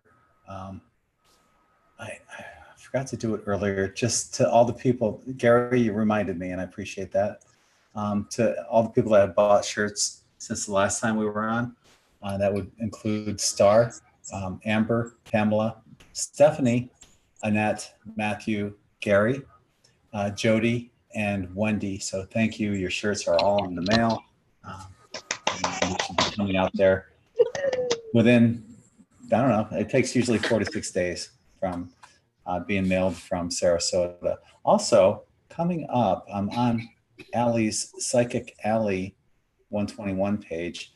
She has a guest coming up this weekend on Sunday that I am really looking forward to. It's a trance medium, and trying to find where it is on her page. But it's really, really worth checking out. If I can find it, I'll bring it up. I just friended this woman on Facebook, and I'm trying to find her name here. Anyway, it's this Sunday, and what she does is she goes to the other side of the veil and tells you what it's like on the other side of the veil, and she can, while she's there, she can channel your loved ones that may have passed. So I would encourage checking that out.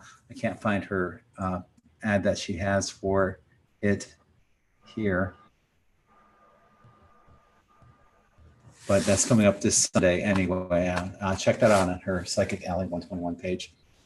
So anyway, continue on. Does anyone else want to jump in or have an oracle card they might want to do? Or I do. Okay. I just wanted to say, hey, it's my first time using Zoom, and my name's Lisa, and just glad to be here.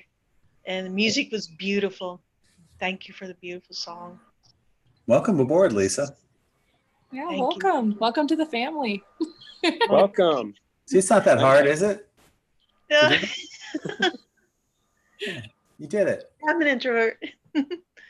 It gets easier the more you do it. Trust us, it does. The Yes. first time you speak in a group like this, it's like a blah, blah, blah, you know, tongue-tied and everything. But now, you know, I understand that anybody can say anything as long as you're speaking your truth and you're speaking your heart. Nobody's going to judge or anything. We're all just here to support each other.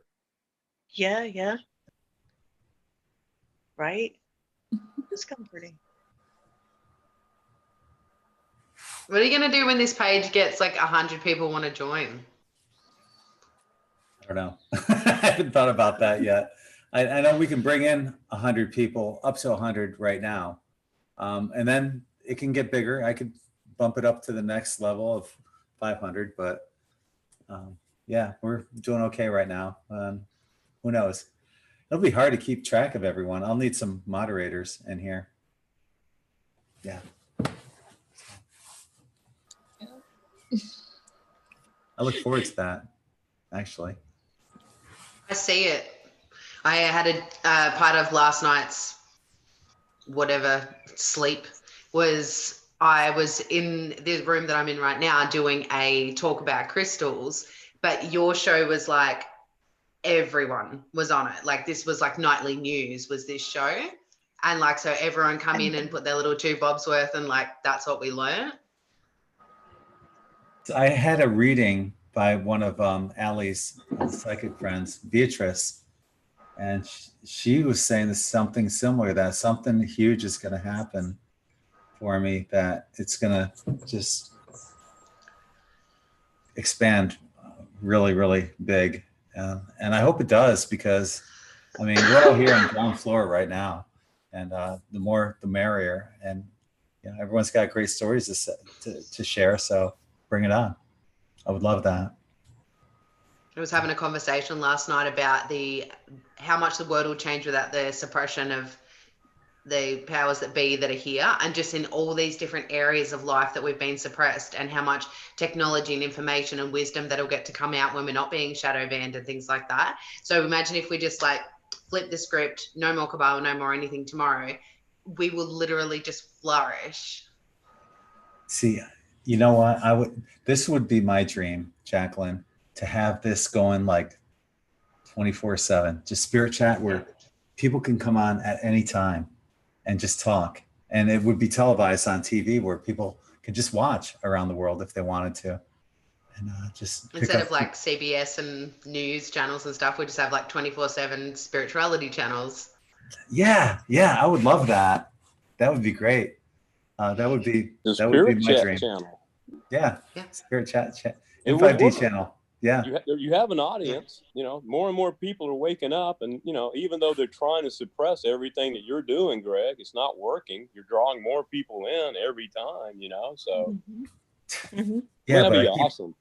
You know, I just got a message from somebody on one of Allie's weekly tarot card readings saying that they were unsubscribed 4 times this week to this channel.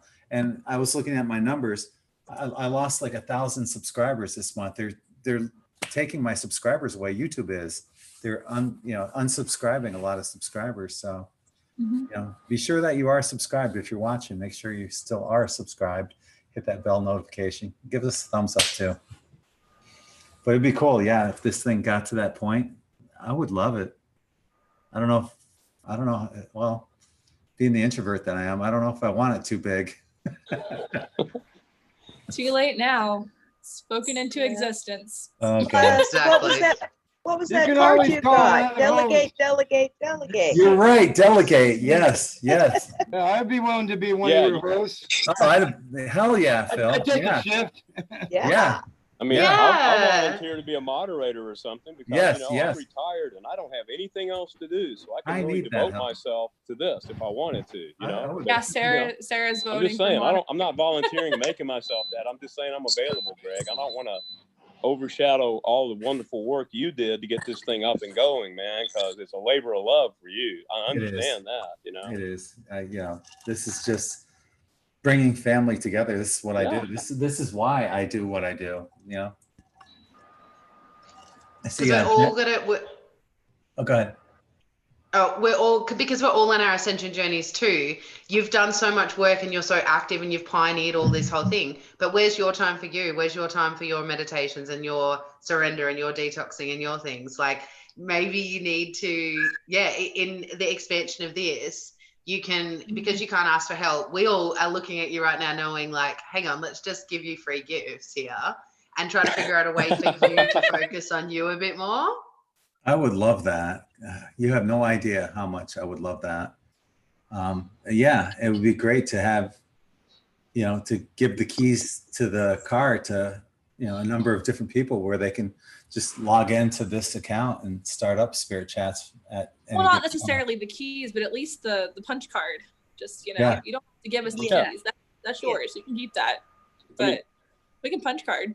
You don't have to give up all control. I mean, like, when I used to do video productions, we were basically given free reign to produce what we wanted to produce, but everything that came out of our building had to pass through the boss, and he put his seal of approval on it. So, let people work, let them submit something to you, and you just look at it. Okay, that looks right. Boom. And there, you know, and I think your workload would like decrease by about 100%, man. You know. Well, that's another thing that I'm really grateful for is Allie, who takes me away from work. And, you know, so I need being a workaholic, because she's a workaholic as well. So I take her away from work too. But having help here, and like Stephanie said, you know, the card itself, you know, start delegating. Yeah, you're right. You're right. So I'm definitely gonna do something along that line. Jenny, I see your hand is up. Just think about it. I think it's a great idea. Thank you, Jacqueline. I Jenny, just want to let you know this Sunday it's going to be Elaine Thorpe. yes.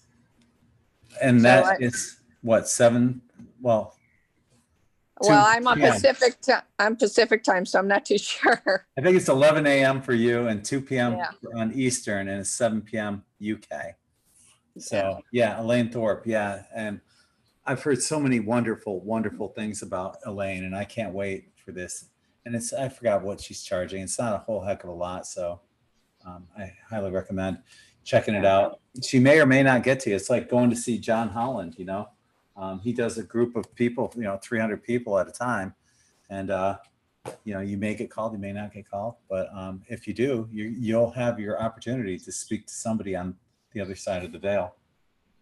So I can tell you this Sunday I was on and I had Beatrice. Me too. And everybody that was there knew I was like a boohoo mess, because this is the month of my mother's. She didn't pass, but this is her month, her birth month. And I'm very connected with my mom, even though she has passed. So she connected right into her and my grandmother, which was a beautiful thing. Because even though I know I get the messages and I know when she's around, it's always good to have that little self-reinsurance, you know, because sometimes you doubt that the spirit world, they've passed, but they're not always, they're still around. That's all I'll say. Well, that was the beauty. Beatrice gave you a wonderful, wonderful reading. It touched you to the point of emotion. And yes, it did. And Jamie was on there too. Jamie Ledner was on there, and she did a wonderful job on tarot. She did. These are all people that I'm going to be bringing aboard to the In5D Psychic webpage, along with Elaine that you just mentioned. There's going to be a lot of really, really great psychics out there that you know are trusted, because Allie vets all of them. So, and if they don't pass Allie's litmus test, they don't. And she has a high standard for you know, psychics being there. So you'll be really impressed this Sunday on Allie's Zoom chat. So check that out. I see we have Vera with her hand up. Vera? It's still difficult. I love to listen to everyone. And I'm trying to find my confidence to speak out, talk with everyone. That's been one of my biggest problems my whole life. You're doing it right now. Yeah, that's... But you're doing a great job. Go, Vera. Yeah. You have a beautiful accent. Keep talking. Oh, thank you. I also had to get off my phone, so I have now finally set up my desktop. And I had to go through all my boxes to find a camera that works. So right now I'm using a dash cam. That's officially for in the car, but it worked. So anyone watching this, anyone can do this. You can come on here and talk and have your voice heard. You know, you have a voice, everyone's got great stories to tell. It's not that difficult. You can do it. Well, I do have a card deck too, but it's all it's in a Dutch language, so I have to translate it. And when I do it myself, I have no problem translating. But when I'm on, I black out. I can't translate it anymore. So one day, my vacation money is coming, so next month. So then I'll see if I can buy an English deck too. Nice. Nice. Just to have something for starters and practice. You're sharing your love codes right now too. You're beautiful. You have something to start with just sitting there all the time when you sit there. Really, I always see you. Yeah.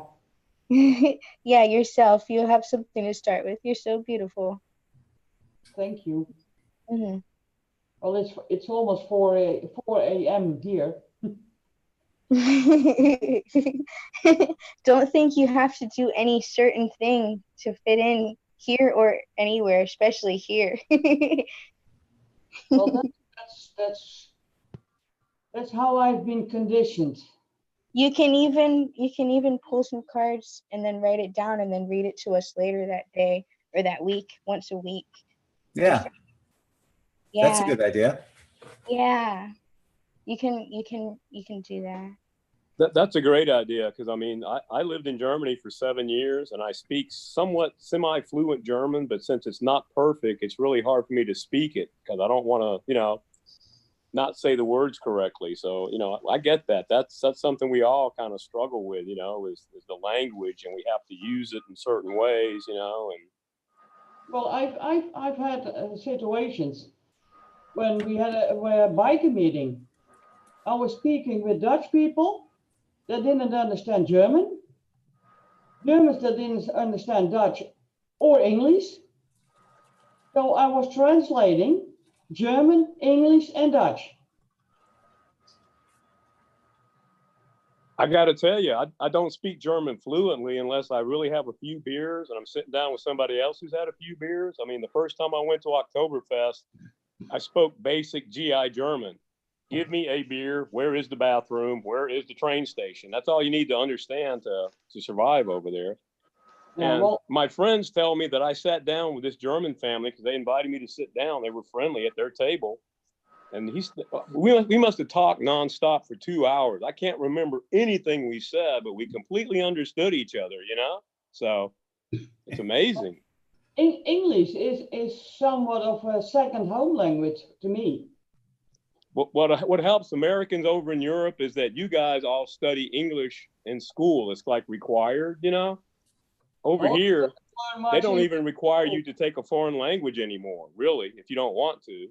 And being able to express yourself in a language not your own, it kind of teaches you that really people are the same. We all, we all want to do the same thing. We all want to be happy, love our kids, live our lives. And, the fact that we speak different languages is a barrier that if you just kind of, love people and understand them, it falls down completely. There's no barrier because, especially when you're physically close to people, I really believe that the heart does put out a big energetic field, much bigger than the brain, and I think those two energetic fields kind of intermingling help us understand each other. That's why,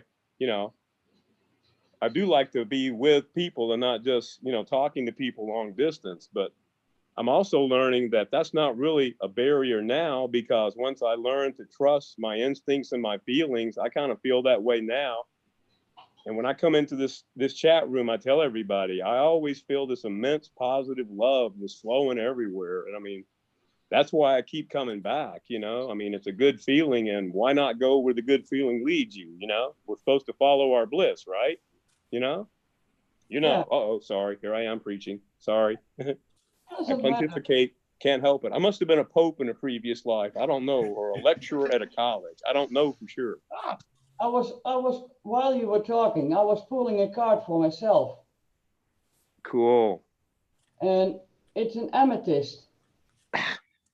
And show your true self. If others may see who you truly are, then you feel loved because you are so as you are. So many people are afraid to show their true selves because they're afraid of people will judge them.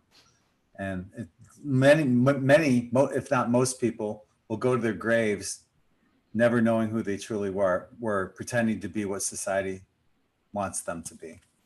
So yeah, don't be that person. Be your true self. Yesterday is exactly a year that I did get the keys to this new place where I'm now. And that's when I started to finally able to be who I am. But showing it to others, that's another story. Yeah, well, you're doing a good job, Vera, and I really appreciate that you're doing it. Yeah. And Thank you, Phil. And also this ash hanger from my first Bernese mountain dog. And I had it a long time, put it away. And last time I was on, I was not sure if I could trust it. And I needed to confirmation that it is a light energy and that she's helping me to release the fears of not being myself on other conditioned things. I'll leave her downstairs. I'm not taking her upstairs. I won't be able to sleep when We have so much conditioning from not just from this life, but from so many lifetimes that we've lived in suppression, and it's all stored there. And every time we take that next step out in bringing our true selves out and becoming that spiritual being, we're facing all of that suppression, all of that stuff that's stored inside of us that tells us why we think we're going to be killed for coming out and speaking, or the judgments of others. And it's just, I just love it. Like, literally realize we're at the very last lifetime where that occurs. We're in a lifetime where we are honored for speaking our truth now. And that's the first time it's probably happened in God knows how many eons. Yeah. So just love that that's how it was, because it's not like that anymore. People years ago were burned at the stake for speaking their truth, you know? This hanger, the image of it. Can you see it? Beautiful. And on the back, so probably difficult to see. No, you can't. Got her name and her dates. Name and date, date of birth and date of when she passed. It's been pretty powerful. So I just ended up drawing a card, and if there's anyone out there that wants to draw a card as well, get your Oracle cards out and start drawing. Phil has got one, so we'll go to Phil after this. I'm using the Magical Mermaids and Dolphin tarot those are awesome. cards right now, and the card that I drew is Alchemy. So, yes. Okay, so right here. Let's see if I can hold it up and read. You have the Midas touch. Yeah, you have the Midas touch right now, and every project you begin turns to gold. So I'm hoping that includes everything that Stephanie. You're making a lot of noise there, my dear. Sorry. It's like you're reading Cracker Jacks or something. Anyway, yeah. So dream big, Greg. Right now, dream big, man, because you're told that you're going to be abundant. You're going to bring your dreams to life. That's what I read out of that card. Is right now is the time to really go for what you've always kind of dreamed of. That you, even if it's not gold or it's not money, if it could be abundant love, it could be abundant friends, it could be abundance in any way. But right now is a good time. Yeah, you weren't here earlier when I was talking about a couple ideas that I have that I want to do and get them moving. One was called In5D Psychics, and the other one was for an In5D like marketplace where followers of In5D can sell their stuff and advertise it on this huge platform that I have. And hopefully, awesome. Yeah, it'd be great. Like Phil could put his organ stuff on there, and Desiree, her artwork, and, you know, Jody, her beadwork stuff. You know, all of our In5D people that have these amazing talents. It'd be a great way of showcasing them for everyone. So just one of the many things I want to do. Cool. Yeah. So Phil, you got a card. Yes, we have a visit from the aquamarine dragon from Neptune. And she asks us to enables you to access your deepest soul wisdom. Spirituality and wisdom are available to you. Develop your psychic abilities and receive ineffable soul knowledge. So this gets back to, and another thing, Vera, when you were talking about this, Spirit was saying, we want all of you to come out and be your true selves, your full selves, and we support you and love you 100% in doing that. It is that time. So, and it's that time to get in, connect to your psychic abilities and own your power and rock it. Also, the thing that comes to me when you mentioned that, to access your deepest soul wisdom, that's what we were talking about earlier, about remembering who you are, remembering who you are, whichever the case it is. You know, bring that memory up to the surface, because they are coming to surface right now. Jenny, I see that you have a card. What you got? This is from the Psychic Tarot, and it's John Holland. And it's kind of reiterating the same thing that you're both saying. It's called Passion Ignited.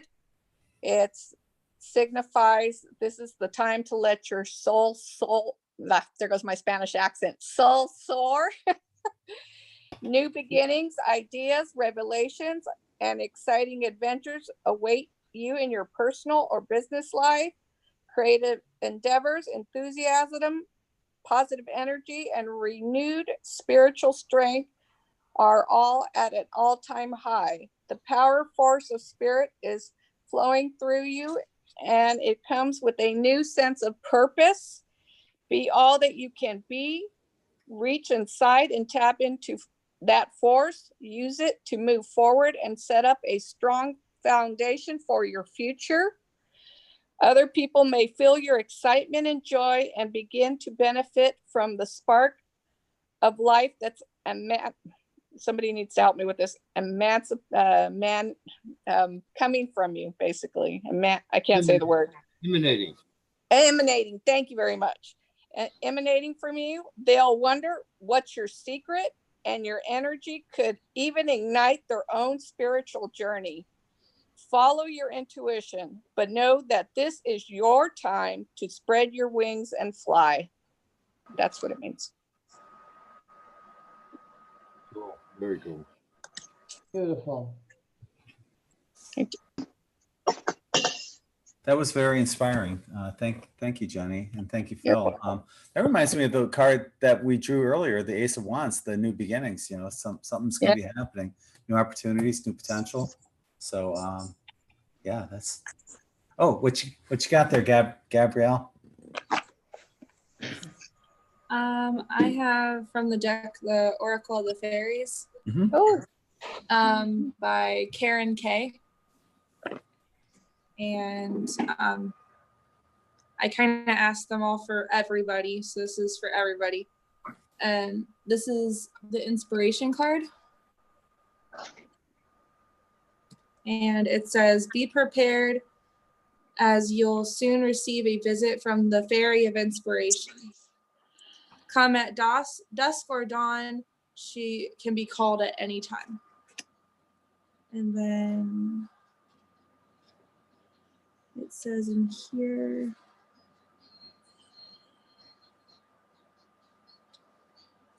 there you are, 56.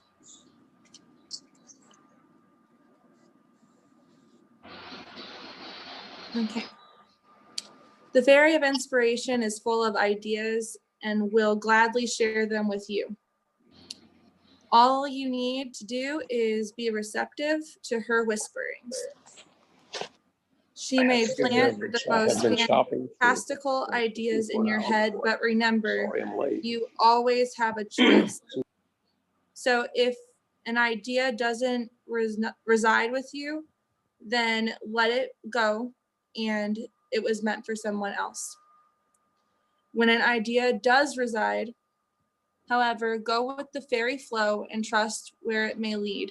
Sit back and enjoy the fairy ride of fun and creativity as you transform inspirational ideas into reality. Perhaps it is time to plant your own seeds, your own ideas. Take a tip from this card's helpful fairy and plant your seeds of inspiration in fertile soil and allow them to grow using positivity combined with practical action. Call on this friendly fairy whenever you feel like you're lacking inspiration. To connect with her, go outside and just be with nature. Or if you're unable to get out, just meditate on the photo of nature in a magazine or online. Allow your senses to perceive the beauty all around you and set your intention to allow the inspiration to flow. The fairy of inspiration is the sister of the fairy of manifestation. So this card appears in the spread with the manifestation card, and then magic and miracles will be close behind. Fairies of inspiration will also encourage you to inspire those around you. So that ties in once again with this common theme that we're seeing here. That's amazing. Yeah. So Jacqueline, I think you might be onto something here about, getting this to grow a little bit bigger, and along with the ideas that I have to help others as well. I think all three of those are where we're heading right now. We're growing. We're going to take this to the next level.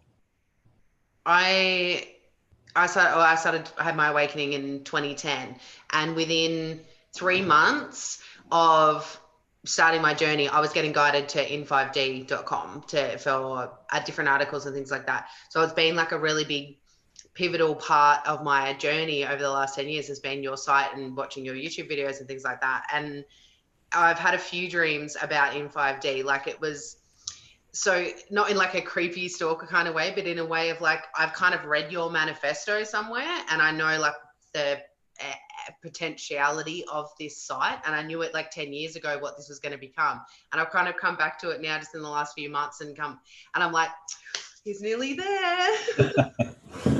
Yeah, it's the first time I kind of spread my wings and flew with the Zoom thing. I just absolutely love this format where we can bring people from all around the world together.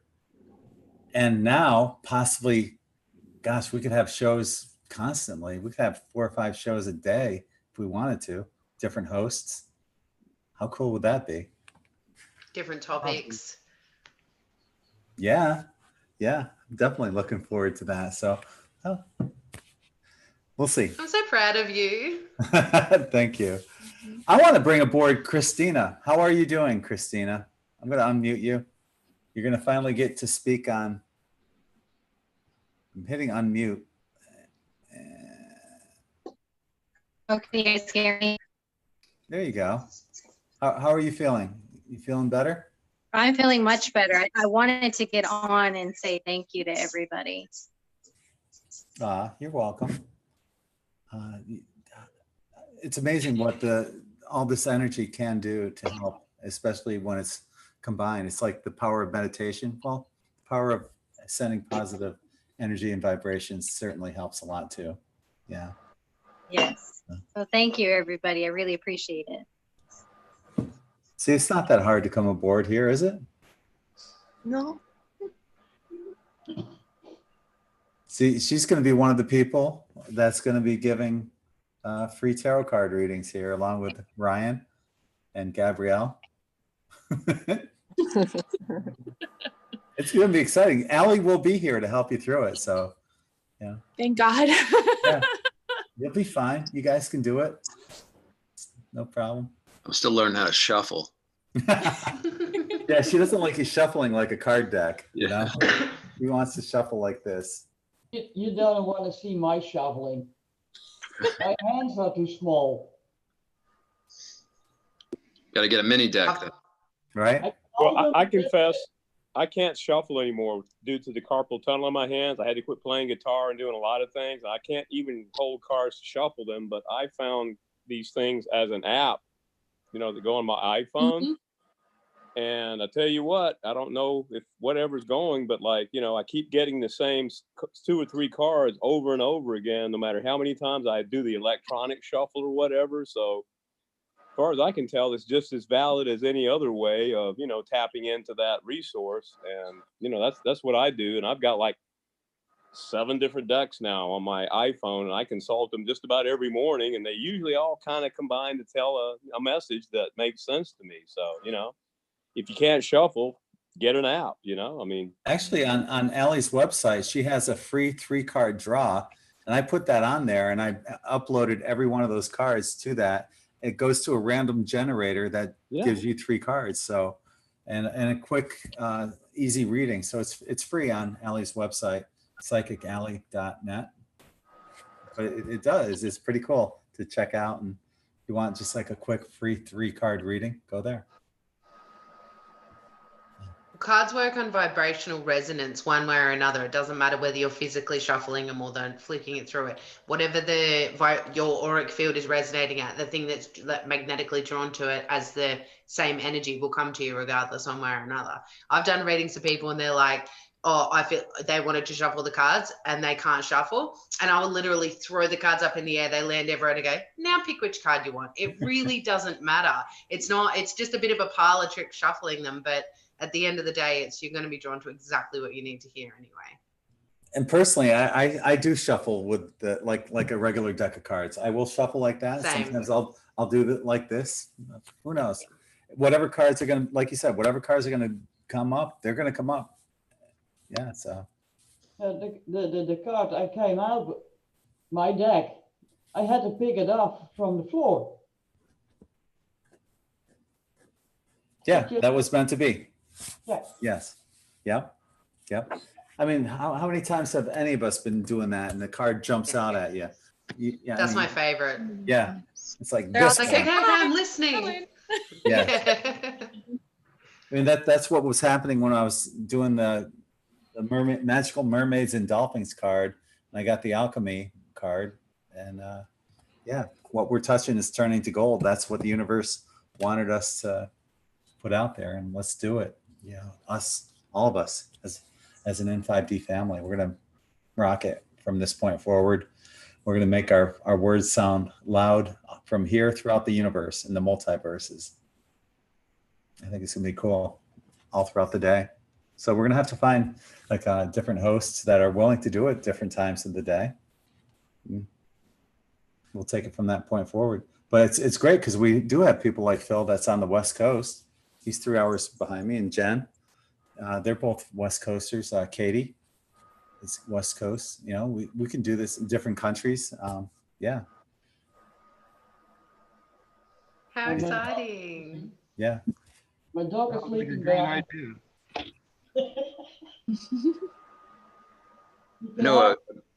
I know a good group of people that do co-healing. They do they send in pictures of loved ones or, you know, anyone that's sick, and depending on how many people are there that night or that hour throughout the day, they do co-heals. Might be a good thing to do here, you know, meditations. Yeah. And I've you seen could it host a it. few times.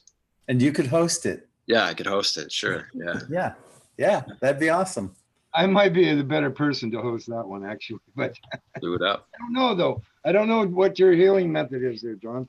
So Co-hosting. You guys could co-host. Yeah, absolutely. Here we go. Be one orifice. Orifice. Oracle, damn it. Orifice. That was an interesting word. Yeah. Hey, it happens. I know. You know, you're talking to the king of tongue tied here. You know, Larry. Yeah. No so, pun you know. intended. Yeah. Heal all orifices. My bad. Okay. Words. They're not It's there so today, strange being obviously. human. I've been trying to tap back into my creativity with pencils. Oh, that's Oh, cool. beautiful. It's not finished yet. Oh, but yeah, it but it's looks still beautiful. pretty. It could be. Wow. I know. It looks like it is. Yeah. I mean, what are you going to do to it? You going to put colors and stuff on it? Yeah, Wow. Please share that with us when you have it finished to your, finished level. Yay. Oh, there you go. Tones. Yay. An artist. I'm trying to get back into that. Last time I've been using pencils, I think that was 40 years ago. Hmm. You'd probably get a lot more artwork done if we didn't keep you up so late. Or get her up so early. It's 4 o'clock there in the morning, Greg. Well, she hasn't gone to bed yet. We're keeping her up late. I got loads of cleaning up to do. I have my position, my lights in such a way you can't see the mess in the dark corners.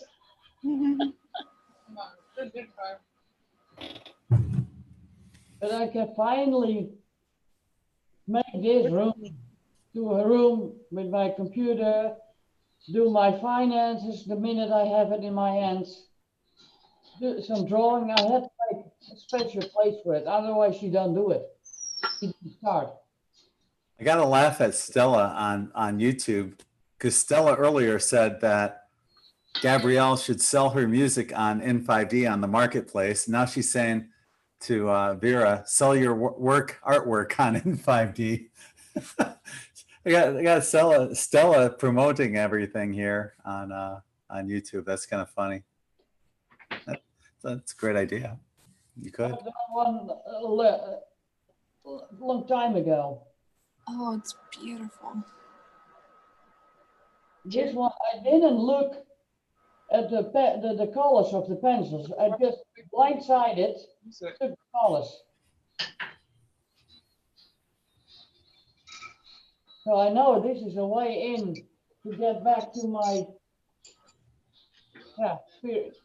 using my gifts. And I have moments that I do. Sometimes when I walk the dogs, some people have problem with their dog was very high energy and jumping and I go into zone and I let them see how their energy were affecting the dogs. And while we were talking, their 2 dogs, 2 English bulldogs, and my dog, they started interacting on a normal level. And that's something I love to do. So I have moments I'm getting. See, I saw the age of Taurus and the age of Leo on those pictures. 2 different ages. Yeah. Or definitely. Those pictures? Yeah.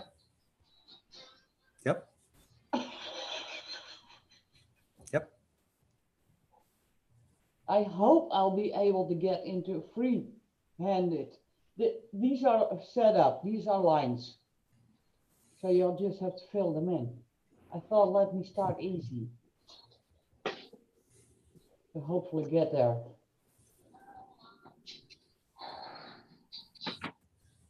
So does anyone else have anything they'd like to contribute?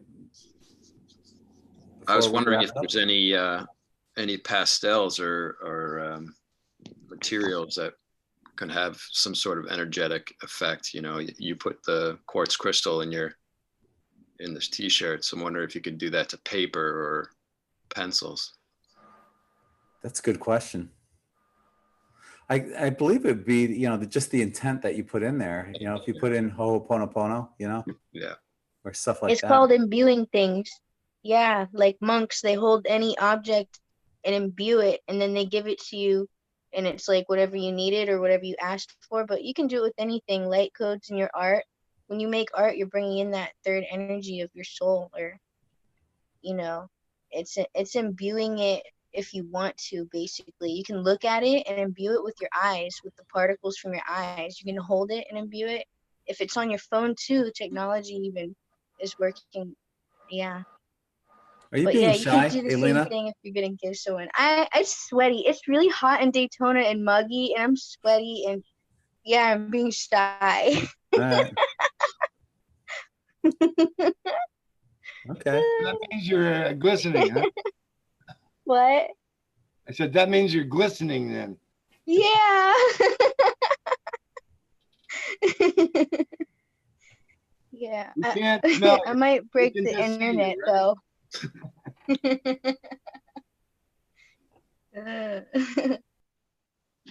I have to go. I have some things to do before I go to work. Okay. Thank you once again for joining us. Yes. You're welcome. Thank you. Thank you you. for having me here. Bye-bye. Bye. Thank you. Namaste. Thank you. I think I should end it too. It's 4:30. Should get some sleep. Yeah. Lots of love, Vera. Yeah. Thank you all. Love you. Much love, Vera. Much love. Till next time. Good night. Good day. Anyone else has something they want to add? Otherwise, we're going to wrap it up ourselves. I'll just add one thing. I'm going to be doing a video here pretty quick. So I'll have that out for today. Schumann was up to, amplitude was up to 110. So, and it was a white out most of the day. So we've been rocking the energy today, folks, whether you know it or not. Heck yeah. And on that note, what was that note as a matter? Do you know what note that was, Phil? You know, I checked it some time ago and I can't remember which note that is. I believe it's a C, but I'm not positive. On that note of C, we're going to wrap it up. Just as Allie came in. Oh, we can stay 5 more minutes, right? Goodbye, Allie. I don't know. Is she going to Hi, come Allie. in? She's in the YouTube chat room. Oh, she's in the YouTube? Okay. Yeah, I yeah. was gonna say, I'll stay 5 extra minutes for Allie. Like, Right? give her some love. Allie, come on in. Come on in. People want to see you. Oh, she said, hello, everyone. Goodbye, everyone. No. Oh, that. She said Wait, hi, they're on a bye. delay. They're Bye bye. they're on a delay. We'll see if she comes in here. We'll give it a few more minutes. Yeah. Can I she's share saying- something oh, with Phil? She's saying no makeup, so she's not coming on. Oh. Yeah. Anyway. Oh, it's okay. You all are beautiful, just as you are. You don't need no damn makeup.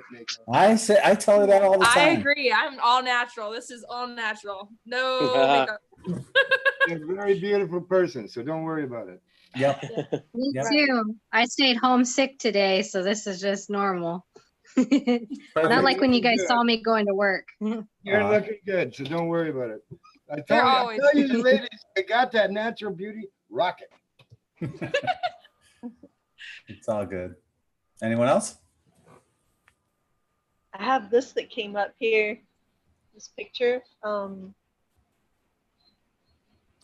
on, Lisa, do it. Okay. It's from the Heart and Soul Angela McGurr Angel Cards, and it's the bowl of divine fire of creation. And it's I don't know if you can see it. It's just beautiful, the imagery there. Could you hold it a little bit closer to your camera? Yeah. I'm on my little phone here. So Oh, okay, I got you. There you Yeah, I can go. see it better now. Wow, that is awesome. That's Look at that. beautiful. and the purple Thank you. colors and fires and stuff like that. And to me, it correlates to creativity. You know, the stuff that they try to damp down so hard, and we can live and we can create and speak. And it's so telling now that this keeps coming up every time I look over there. And it's the card of the red flames of vitality, courage, and compassion. The bowl of divine fire of creation. And it's a whole long spiel there, but I won't tell you that. But that's the gist of the whole thing. So it's very. That's beautiful. Yeah, So thank you for I don't sharing know. that. It's just neat. Kind of similar to the Ace of Wands too. I have something for you. What you Here, got? Phil. This is for you, Phil. You have to decipher because I can't. Oh no. Hold it closer and say something. Yeah, you have to talk. Can you see it? There you go. Are those runes? Is that Elven? Yeah. I'm like, what the heck? You get it? I got it. I'll blow it up here in a sec. Gregg to the rescue. Yeah. Okay, I got it. Here we go. I'm going to put it on screen share.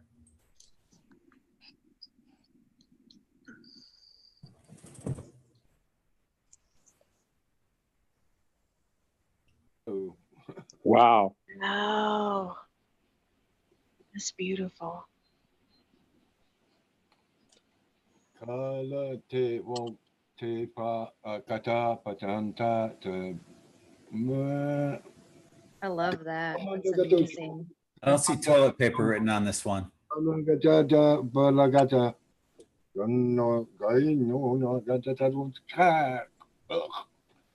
I can't pronounce that one. Can't pronounce the last one. I'm sorry. Wow. That's all I can get out of it, just as the light language off of it. What's it mean? Oh God, I knew you were gonna ask me this.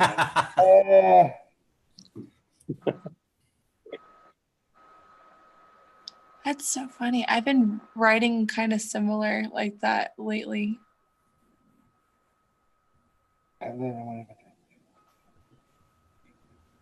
It's fascinating. It's really kind of hard to explain, man. I'm getting all sorts of jumbled images here, so I can't really break it out. Okay. But yeah, it's actually two different languages. Yeah. Especially the.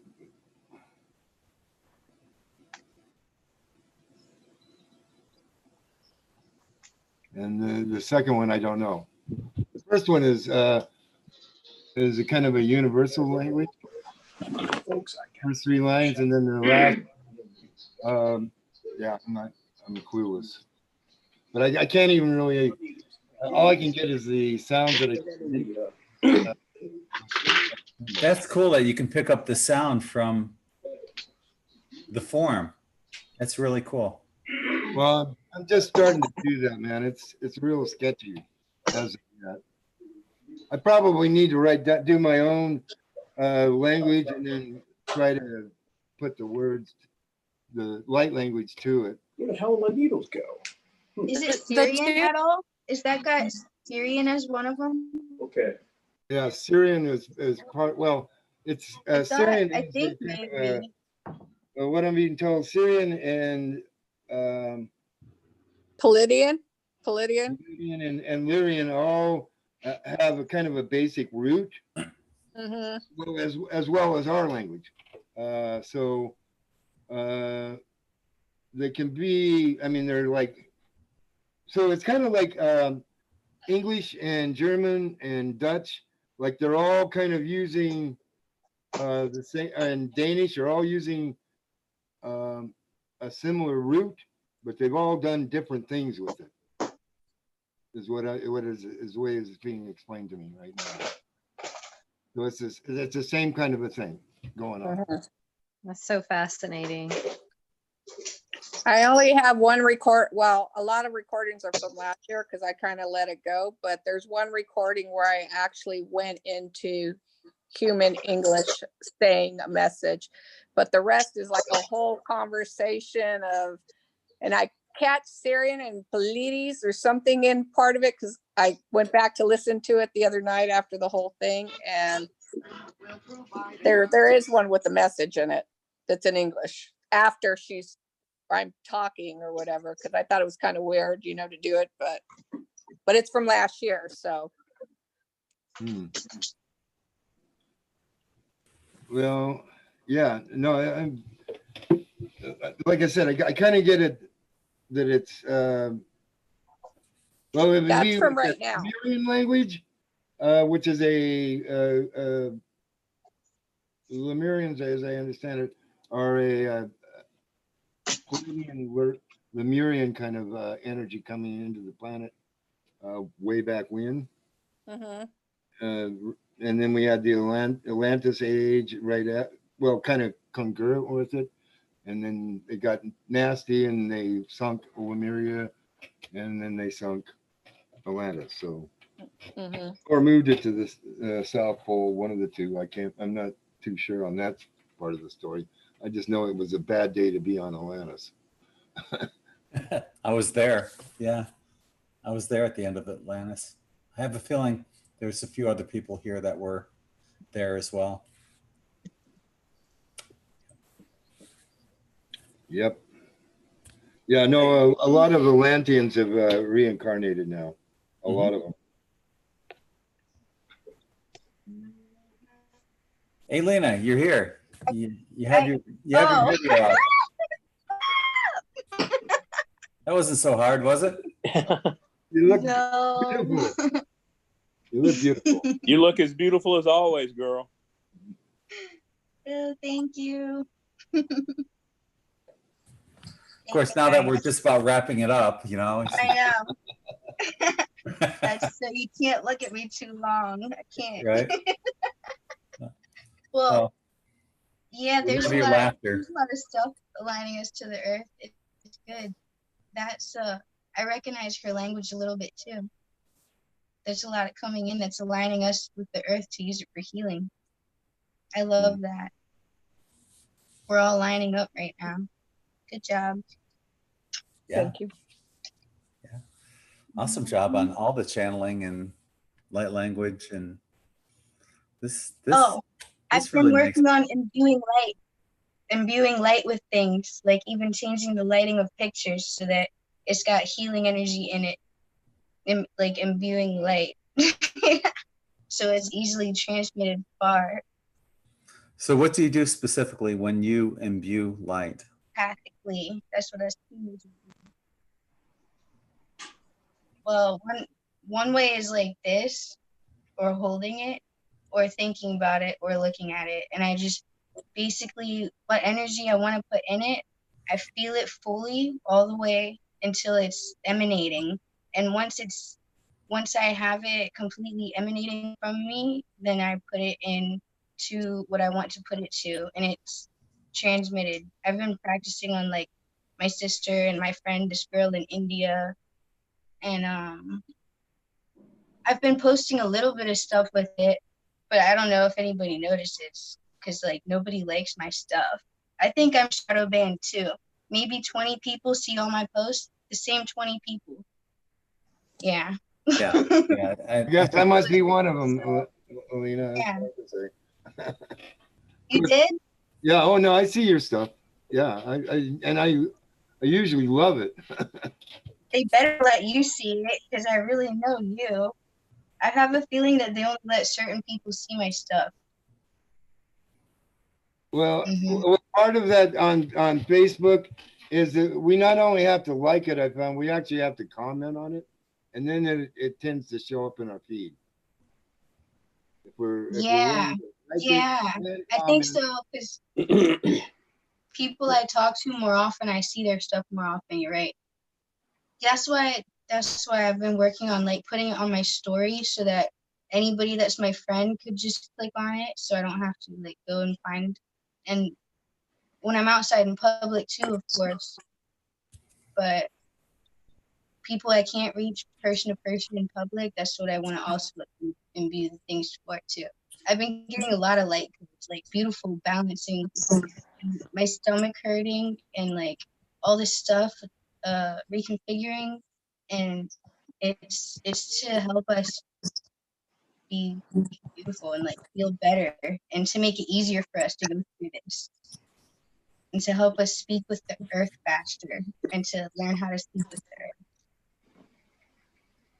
earth. I think it's really cool that you delved into that area and you're doing this for the greater good. Thank you. Thank you. Yeah, I've been dropping it on my area wherever I move to. I live all the ways up and down the East Coast. I work on dropping it in locally. Now I want to like try and do it digitally more so I can reach more people in the world. But I think we all are too anyway. Yeah.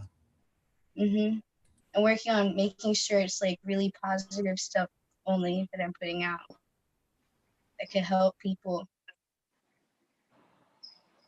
Well, I'll be sure to share your stuff too, because that'll help. Also. Thank you. Yeah, please do. Elena Sanchez, everybody. So Phil, you're doing a vlog after this? Yeah, I'll be doing a vlog on the Schumann and post some cards. And I don't know. I mean, it seems like every time I've done a vlog of late, something comes through and it wants to come through. So, you know, if that happens, I get into the zone and let it come through. So, but I can't promise that. You know, I have to wait for it to happen. Well, check that out. If you're watching right now, go to Phil Christopher's channel and check it out when it's uploaded. Yeah, it'll be soon. Yeah, awesome. We're going to leave it off at that right there. So that's what you have to look forward to tonight, Phil's vlog. So I want to thank everyone for joining us here on Zoom, and our new people, Lisa and Christina. They finally came up and had the nerve and to do this. It's not that hard. You can do it again, right? Okay. Thank you. You'll do it again. And to everyone that joined us on YouTube as well, you know, get the courage. You guys can do it as well. Come on over. So until the next time, I am Greg from In5D, sending you all infinite love and light. Namaste. Namaste, Greg. Good night, everybody. Rest well. Love you all. Nice Look forward meeting to you the all. next time we're all together. I love everybody. Good night.